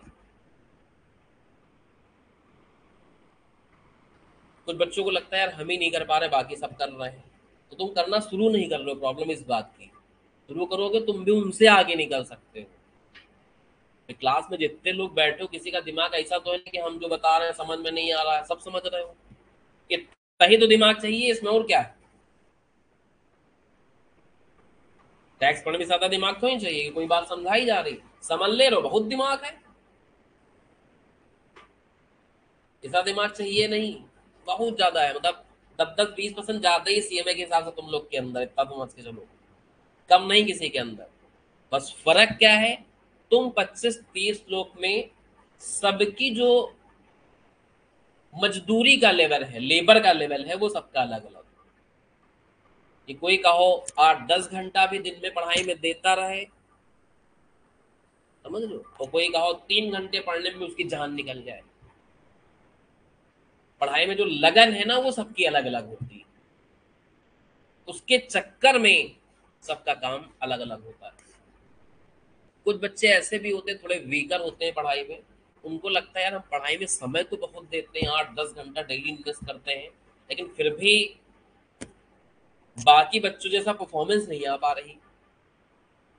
तो उन बच्चों के लिए एडवाइस रहती है कि बेटा आपने जो पीछे के 10 साल में गलतियां कर रखी हैं, कि पीछे के 10 साल में आपने सही से पढ़ाई नहीं करी। जब 6, 7, 8 क्लास में मैथ पढ़ाई जा रही थी आपने सही से नहीं पढ़ा। 11th में जब कॉमर्स पढ़ाई जा रही थी सही से आपने नहीं पढ़ा। राइटिंग जब कराई जा रही थी टीचर्स कहता था बेटा एक पन्ना राइटिंग लिख के लाओ, लिख के नहीं लाते थे, राइटिंग खराब हो गई तुम्हारी। छोटे छोटे जब कैलकुलेटर अलाउ भी नहीं होता था तब तुम कैलकुलेटर का इस्तेमाल करते थे, तो छोटे छोटे कैलकुलेशन भी आपको बार बार कैलकुलेटर से करनी पड़ती है। 41-32 करना तो भी 9 निकाल नहीं पा रहा आदमी। कैसे, नहीं नहीं रुको, 41, हाँ नहीं, समझ रहे हो? तो इतनी छोटी छोटी कैलकुलेशन के लिए आपको कैलकुलेटर उठाना पड़ रहा है। तो तब तो 8 घंटे में आउटपुट 3 ही घंटे का निकलेगा भैया। फिर आदमी को लगता है कि यार पढ़ तो हम 8 घंटे रहे हैं, लेकिन आखिरी में जब शाम को बटोरता कहता भाई टोटल 12 सवाल लगे, बताओ मुझे। तो कैलकुलेशन आपकी बहुत स्लो है, राइटिंग आपकी स्लो है, पढ़ के समझने में टाइम ले लेते हो आप चीजों को। ये सब चीजें प्रैक्टिस से बढ़ेंगी। अगर मान लो मैं सवाल कायदे से पढ़ता ही नहीं हूँ, सवाल पढ़ने का तरीका होता है सवाल पढ़ा, समझते भी जाओ कि श्रीमती रवि है, मैनेजर है, दिल्ली में काम करती है, हर चीज को अंडरस्टैंड करके पढ़ना है। तभी तो सवाल लगाते समय दोबारा नहीं देखना पड़ता है। जैसे पहला सवाल यहाँ पढ़ा, जैसे यहाँ दिल्ली आया तो दिमाग लगा लिया कि भैया यहाँ ठीक है, अगर सवाल में चारे आया तो 50% लेना है। अब तुम्हें चारे के लिए दोबारा देखना पड़ता है कहाँ रहा कहाँ रहा। हम सवाल पढ़ते ही समय दिमाग लगा लिए कि अगर यहाँ दिल्ली मिल गया तो इसका मतलब जब अगर इशारे लगाएंगे सवाल में दोबारा नहीं देखना पड़ेगा हमें। वहीं से अपना दिमाग में सेट कर लिया कि दिल्ली है, तो एचआरए अगर इस सवाल में निकला तो 50% लेंगे, नहीं निकला तो कोई बात नहीं। क्यों दे रखा उसकी वजह आपने खोज ली ना, तो फिर काम आपका स्पीडी हो जाता है, जल्दी चीजें हो जाती है। जब ऐसा नहीं करते तो फिर आपका टाइम लगता है। ये सब चीजें भैया एक दिन में नहीं सिखाई जा सकती, ये सब चीजें अपने आप आती हैं बाई प्रैक्टिसिंग। जैसे जैसे आप प्रैक्टिस बढ़ाओगे अपनी, धीमे धीमे करके आपका दिमाग वैसा ही उस तेजी के साथ काम करना शुरू कर देता है। दिमाग होता है एकदम चाकू की तरीके, लोहे वाले। जितना उससे काम कराओगे, जितना आलू प्याज कटी हो, उतना ज्यादा पाइन होता जाएगा। एकदम लेमैन लैंग्वेज है। जो एक होता है चाकू स्टील का, और एक होता है लोहे वाला जो पत्ती से बना होता है। उससे जितना भी आप काटोगे, सब्जी वब्जी आलू प्याज धकाधक जितना काटोगे उतना पाइन होता रहेगा। उसमें कभी धार लगाने की जरूरत नहीं होती, अपने आप पाइन होता रहता। वही है दिमाग, जितना इससे मेहनत करवाओगे पढ़ाई के काम में, उतना अपने आप तेज होता जाएगा। इसके लिए कोई दवाई खाने की जरूरत नहीं कि दिमाग तुम्हारा स्लो है। उसे काम करवाना चालू करो, धीमे धीमे करके तेज हो जाएगा। जितना उसको और काम नहीं करवाओगे उतना और उसमें जंग लगता जाता है। वही चाकू जो पेन है ना, उसको 1 महीने के लिए इसे रख देना कहीं पे, और 1-2 महीने उससे कुट करना काटना, उसमें लग जाएंगी जंग, उसमें धार वार लगवानी पड़ेगी। अब दिमाग में तो ऐसा भी नहीं होता ना कि तो जंग लगवा धार लगवा दई सही हो जाए एक दिन में। 10 साल से जंग लगाए पड़े, वो धार लगवा दे दिमाग में एकदम तेज हो जाए, ऐसा भी तो नहीं हो सकता कि रैम एम चेंज करा दी जाए,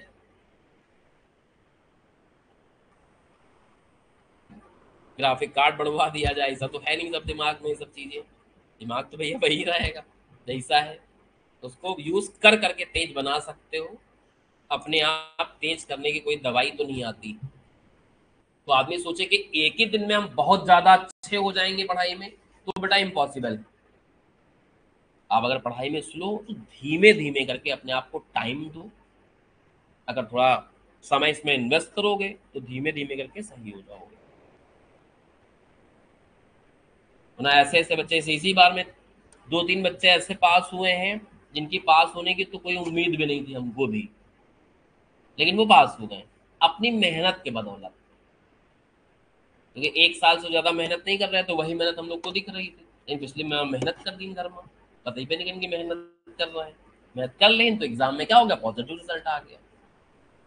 कुछ 2-3 बच्चे ऐसे भी थे जिनकी पास होने की प्रोबेबिलिटी दिख रही थी, लेकिन लटक गए। तो शुरुआत में जब टेस्ट वेस्ट लेते थे तो उनका दिख रहा था सही से इम्पैक्ट, लेकिन आखिर में जाते जाते ढीले पड़ गए।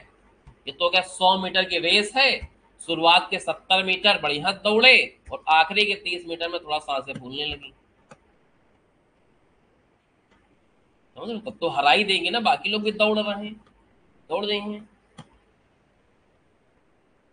लास्ट समय वैसे क्रूसल होता है कि शुरुआत में आदमी एवरेज स्पीड से भी चल रहा हो, लेकिन आखिरी में तेजी दिखा दी तो आगे निकल जाता है फटाक से।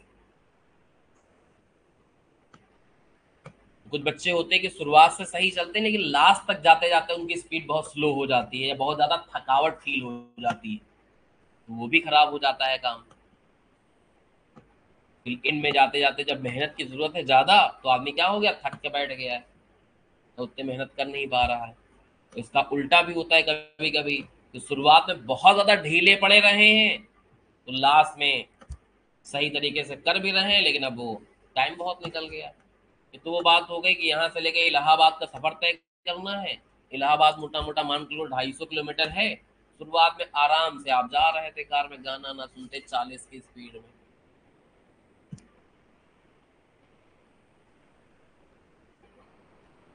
फिर कहीं पे टिक्की खाने लगे, बतासा खाने लगे, कहीं चाय पीने लगे आराम से। और अगर अभी गए हो केवल 100 किलोमीटर, उस समय हो गया 4 घंटा। अब आगे आपको 150 किलोमीटर जाना है, और वहां तुम्हारा अब 2 घंटे बाद कोई एग्जाम लगा है या कोई इंटरव्यू लगा है। 2 घंटे में तुम्हें 75 की स्पीड जाना पड़ेगा। वो आगे रोड है उबड़ खाबड़, जाम भी लगता है। अब तो वहां प्रॉब्लम आएगी आएगी। जो आदमी साला 4 घंटे में 100 किलोमीटर गया है, वो अगले 2 घंटे में बिना कुछ खाए पिए 150 किलोमीटर चला जाए, वो भी कठिन वाली सड़कों पे, कितना इम्पॉसिबल टास्क हो जाता है उसके लिए।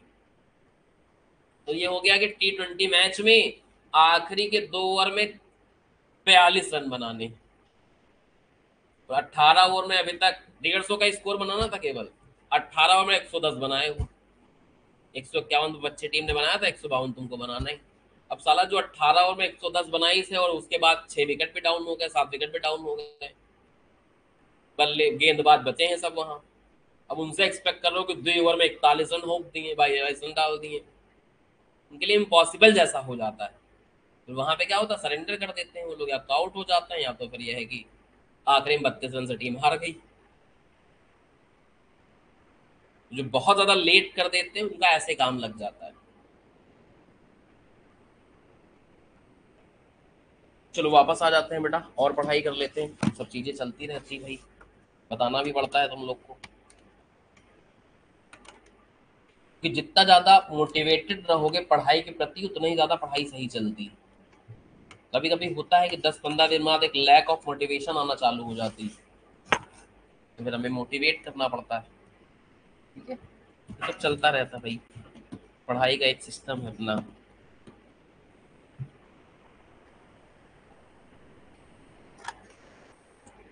एक बात तो तुम लोग को बताई नहीं हमने अभी, मतलब 2 साल पहले हमें पता चली है कि हमारी जो कुंडली है ना, उसमें है महागुरु की कृपा। तो हमने अपने पंडित जी से पूछा कि भाई ये क्या होता है। कहीं इसमें क्या होता है कि इसमें आपने किसी को कोई अगर बात बताई, किसी को आपने पढ़ाया समझाया, कहीं इसीलिए तुम पढ़ाने वाले काम में हो। तुमने कहा अच्छा ये होता है, जिनके में ये होती वही पढ़ा पाते। कहीं नहीं नहीं, इसका एक और एडवांटेज है कि आप जब किसी को ज्ञान देते हो तो ज्ञान उसके लगता बहुत है। मैंने कहा अच्छा ये मैटर है। तो फिर हमें रियलाइज हुआ कि यार ये बात तो एक पॉजिटिव बात है ये, कि हम जब पढ़ाते वही बच्चा होता किसी और से पढ़ के आता है, कहो किसी और से 1 साल पढ़ता रहे, लेकिन लक बाई चांस फेल हो जाता है। वही बच्चा हमारे पास आता है, 6 महीने पढ़ लेता है, वही पास हो जाता है।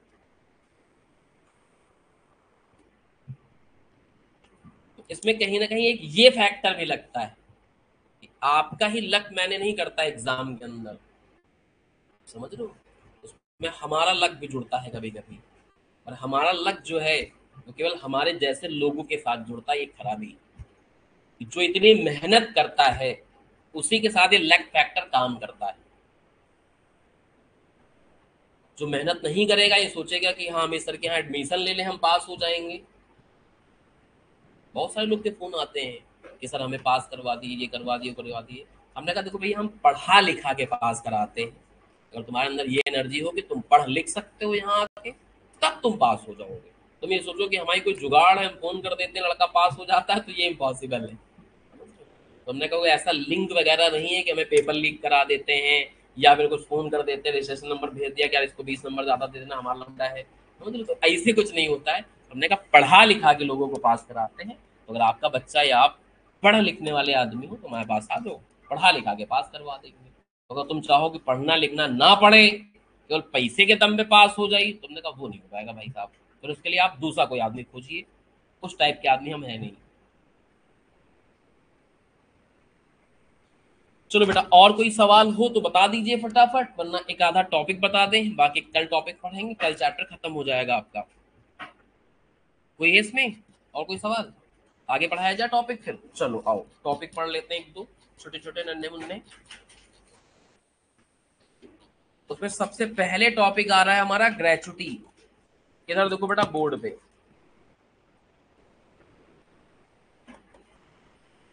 सबसे पहले क्या टॉपिक आ रहा है? ग्रेचुटी। ग्रेचुटी होती क्या, हल्का सा समझ लो। ग्रेचुटी होती है कि जब आप किसी ऑर्गेनाइजेशन में, अभी आप ग्रेचुटी एक्ट पढ़ोगे लॉ में, ठीक है, तो किसी ऑर्गेनाइजेशन में अगर 5 साल से ज्यादा आप रह जाते हो तो वहां ग्रेचुटी के लिए एलिजिबल हो जाते हो, अगर वो कंपनी ग्रेचुटी ऑफर करती है तो। पहली बात तो हर कंपनी ग्रेचुटी देती नहीं, अनिवार्य नहीं देना, जिसका मन हो दे, जिसका मन हो ना दे। तो ग्रेचुटी एक्ट में लिखा हुआ है कि जो भी देना भी चाहते हैं उन एम्प्लॉय को ऑफर कर सकते हैं जो कम से कम कंपनी में 5 साल नौकरी कर चुके हो, 1-2 साल में कोई ग्रेजुएटी नहीं मिलती। तो कंपनियां कहती है कि इस आदमी ने 5 साल 10 साल 15 साल हमारी कंपनी में दिए हैं, इतनी मेहनत से काम किया है, उसके बदले में सैलरी भी देते थे, लेकिन उसका एक एडवांटेज मिला है कि बार बार मुझे लेबर चेंज नहीं करनी पड़ रही थी। वही इंसान अपना 10 साल 15 साल से काम कर रहा था, तो बार बार उसको सिखाना पढ़ाना नहीं पड़ता, काम आ गया अपना कर रहा बढ़िया मस्ती से। तो कंपनी को इस बात का एडवांटेज मिलता है और कंपनी ज्यादा पैसा कमाती है। उसी ज्यादा कमाई में से थोड़ा सा जब आप रिटायर होते हो तो आपको 2-3 लाख 4 लाख 5 लाख दे देती है। तो नॉर्मली ग्रेजुएटी रिटायरमेंट के समय मिलती है। या फिर कुछ लोग होते हैं बेसब्रे टाइप के, जैसे किसी कंपनी में आपकी जॉब लग गई, उसने कहा कि भाई 5 साल अगर कर लोगे तुमको 2 लाख की ग्रेजुएटी देंगे, तो 5 साल बाद मांगने लगे लाओ दो, यानी काम नहीं करेंगे लेकिन दे दो हमको, हमारा पैसा हमको दे दो। समझ रहे हो?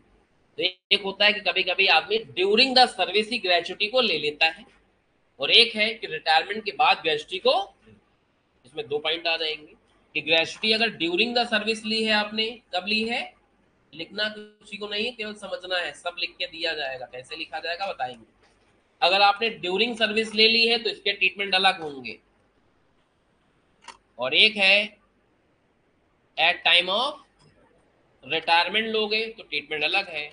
और एक हो सकता है कि मान लो मिस्टर एक्स एम्प्लॉय है और उनकी काम करते करते क्या हो गई है, निपट गए हैं, तो फिर उनकी ग्रेजुएटी किसको मिलेगी, उनके घर वालों को मिलेगी। तो ये हो गया कि आफ्टर डेथ।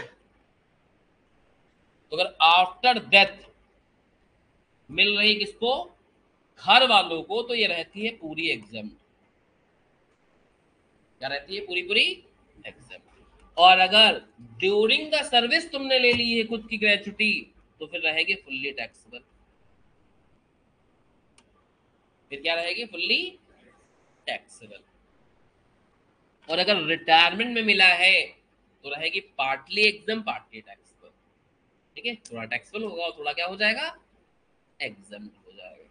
तो अब आते हैं रिटायरमेंट वाले में। तो रिटायरमेंट के अंदर सबसे पहला देखा जाएगा कि आप गवर्नमेंट वाले एम्प्लॉय हो या फिर हो बिना गवर्नमेंट वाले एम्प्लॉय। अगर आप निकले गवर्नमेंट एम्प्लॉय तो फिर से माफी मिलेगी, ग्रेजुएटी क्या रहेगी, फुल्ली।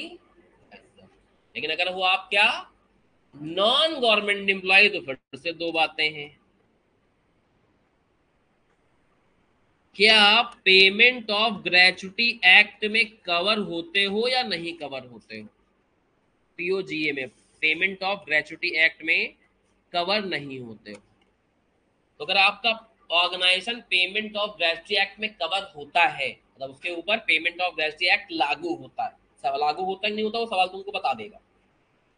तो अगर आपके ऑर्गेनाइजेशन के ऊपर क्या होता है, पेमेंट ऑफ ग्रेजुएटी एक्ट लागू होता है, तो ऐसे हालात में 3 अमाउंट कैलकुलेट किए जाएंगे और इसमें से लोअर हो जाएगा एग्जाम। और अगर नहीं लागू होता है तो फिर भी 3 अमाउंट कैलकुलेट किए जाएंगे और फिर भी लोअर क्या हो जाएगा, एग्जाम हो जाएगा। बस ये 3 अमाउंट निकलेंगे दोनों में अलग अलग तरीके से। ठीक है, इन दोनों में ये खास बात है कि इसमें भी क्या लेते हैं, पहले एक्चुअल ग्रेजुएटी रिसीव, इसमें क्या लेते हैं, एक्चुअल ग्रेजुएटी। जो पीओजीए में कवर्ड होते हैं उसमें दूसरा अमाउंट होता है स्टैचुरी लिमिट का, और वो भी यहाँ पे आपको दे रखा होगा, एक बार खोल ही देते हैं वरना तो उससे भी कुछ चीजें दिखा पाएंगे आपको। तो दूसरा अमाउंट होता है स्टैचुरी लिमिट का, जो कि है 20 लाख रुपए। अभी कुछ माइनस भी कर रहे हैं, उसको थोड़ी देर के लिए अवॉइड करना, बाद में समझाएंगे। अभी मान के चलो ये नहीं लिखा हुआ। तो दूसरा लिमिट हो गई कितने की बेटा, यहाँ भी यहाँ भी, मतलब जो डिससिमिलरिटी है वो केवल पॉइंट नंबर 3 में है दोनों में, बाकी क्या है दोनों में ऑलमोस्ट सिमिलर। तो इसका फॉर्मूला है 15/26 का है 15 divide by 26 into last month salary. जब आप रिटायर लिए तो एकदम अंतिम बार क्या सैलरी मिली, कभी नहीं जब रिटायर हुए होगे आखिरी में कोई पेमेंट मिली होगी ना, एकदम लास्ट महीने की जो मिली हो, एकदम लेटेस्ट वाली।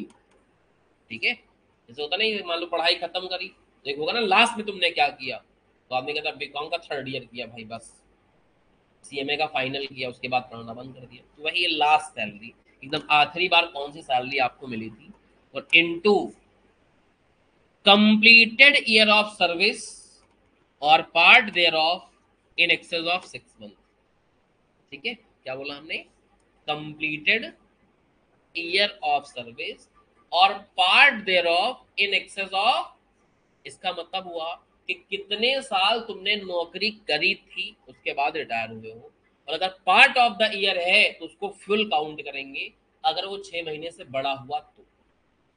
तब हिंदी में अर्थ निकला कि मान लो कोई 25 साल 8 महीना नौकरी कर चुका होगा, तो यहां मल्टीप्लाई करना 26।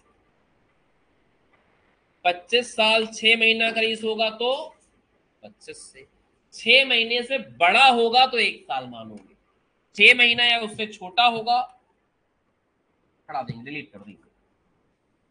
ठीक है, तो यहाँ होल नंबर से मल्टीप्लाई होगा, ऐसे पार्ट में नहीं कि 25.8 लिख दिया, ऐसा नहीं होता, या तो 25 या तो 26 होल नंबर। तो 6 महीने से कहूँ बड़ा पार्ट है तो उसको 1 साल मना देंगे, और 6 महीना उससे छोटा है तो उसको अवॉइड कर देंगे। वही देखो लिखा हुआ अंग्रेजी में 15/26 into last month salary into number of completed year of service और part thereof in excess of 6 month.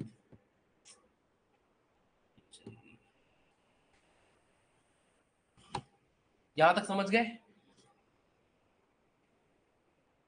थोड़ी चीजें बंद कर देते हैं, 2-4 मिनट चली जाए।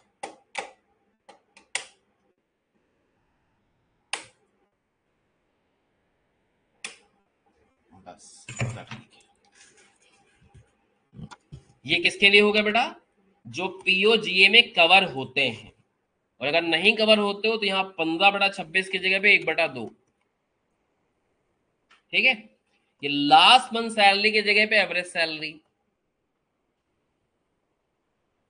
और इनटू जो कंप्लीटेड ईयर सर्विस था वो रहेगा रहेगा, बस ये और पार्ट देयर ऑफ नहीं रहेगा। यानी अगर इसका सवाल आया जो कवर नहीं होते हैं, इसमें अगर 25 साल 8 महीना भी है ना तो 25 साल ही लिखे जाएंगे, इसमें अगर 25 साल 8 महीना है तो फिर 26 साल लिखे जाएंगे। ये कहना चाहते हैं।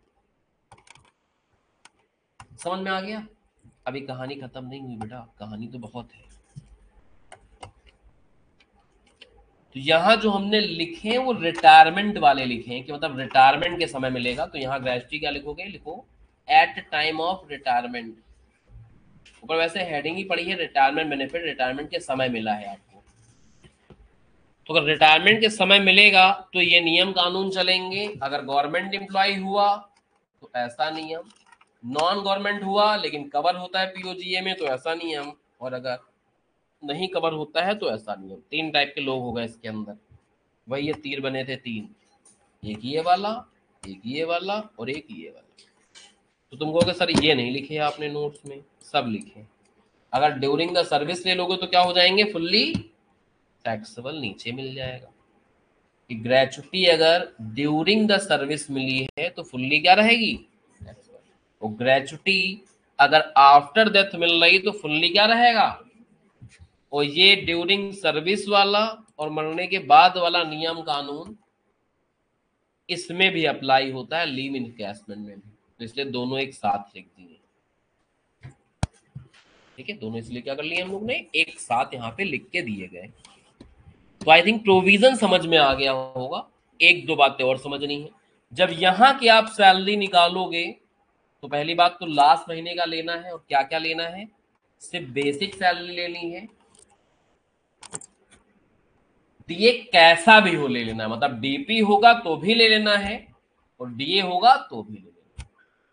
डीए का मतलब क्या है कि डीए होगा वो भी लेंगे, डीपी होगा वो भी लेंगे, दोनों होगा दोनों लेंगे, ना डीए छोड़ना है ना डीपी छोड़ना है। इसलिए बगल डीए में क्या लिखा है? एनी लिखा है। डीए डीपी दोनों आते हैं। और अगर यहां की सैलरी निकालोगे तो आपको इस सैलरी में वो सैलरी लेनी होती है जो एचआरए में आती थी, बेसिक सैलरी, डीएनएस पे और कमीशन ऑन टर्नओवर। और कुछ नहीं लेना है, बस यही लेना है। ठीक है, और सुनो, अब यहाँ एक वर्ड और भी तो है, एवरेज। तो एवरेज कितने दिन का निकली हो? तो एवरेज लास्ट 10 महीने का निकाला जाता है। जब रिटायर हुए तो जो लास्ट के 10 महीने होंगे, ठीक है, मान लो कोई रिटायर हुआ सपोज कर लो दिसंबर में, तो नवंबर, अक्टूबर, ऐसे पिछले 10 महीने जो हुए होंगे उनका क्या कर लेंगे, एवरेज निकाल लेंगे। और किस किस का एवरेज निकालेंगे, बेसिक सैलरी, डी और कमीशन जोड़ लेना उन 10 महीने का, और फिर 10 से क्या कर देना, डिवाइड। तो पिछले 10 महीने की बेसिक सैलरी, पिछले 10 महीने का डियरनेस पे, पिछले 10 महीने का कमीशन, सबको लपेट के क्या करेंगे, 10 से डिवाइड कर देंगे, आ जाएगी एवरेज सैलरी। क्लियर हो गया। तो टॉपिक अभी समझ लिया है, क्वेश्चन भी करेंगे, ऐसा भी क्या है।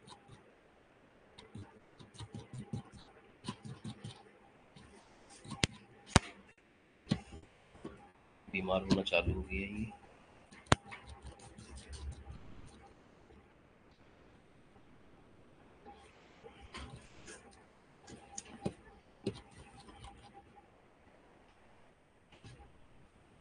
अब इसके लिए देख लो भैया क्वेश्चन नंबर 1, नजरें बोर्ड पे रहे ना, कहीं लाइट इन्वर्टर बैठ गया तो खत्म हो जाएगा, इससे जल्दी पढ़ो।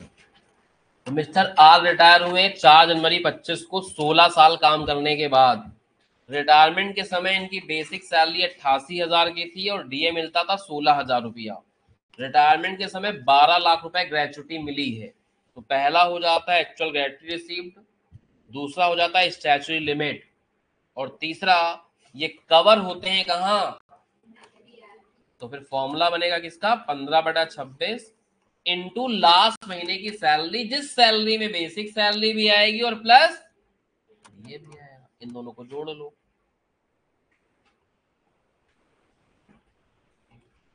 1,4 और इंटू कितने साल काम करे।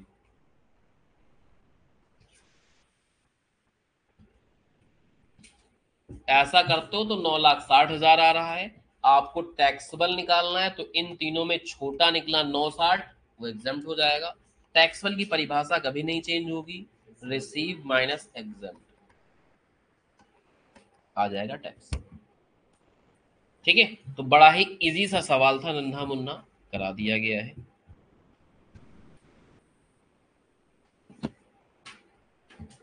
अगला सवाल देखो, क्वेश्चन नंबर 2।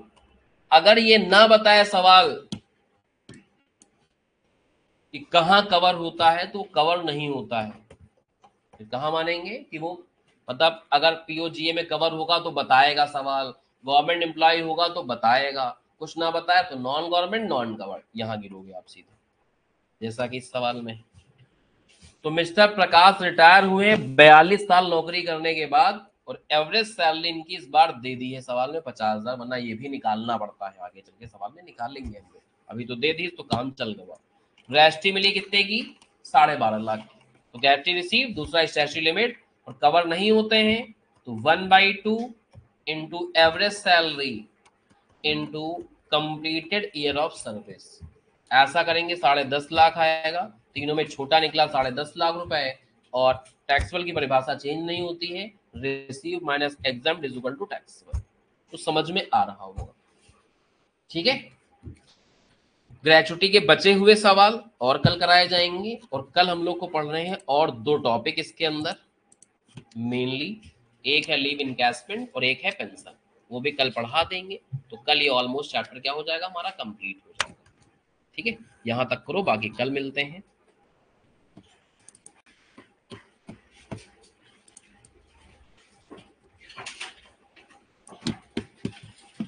आज लॉ वाले टीचर तुम्हारे छुट्टी पे हैं, तो घर जाओ।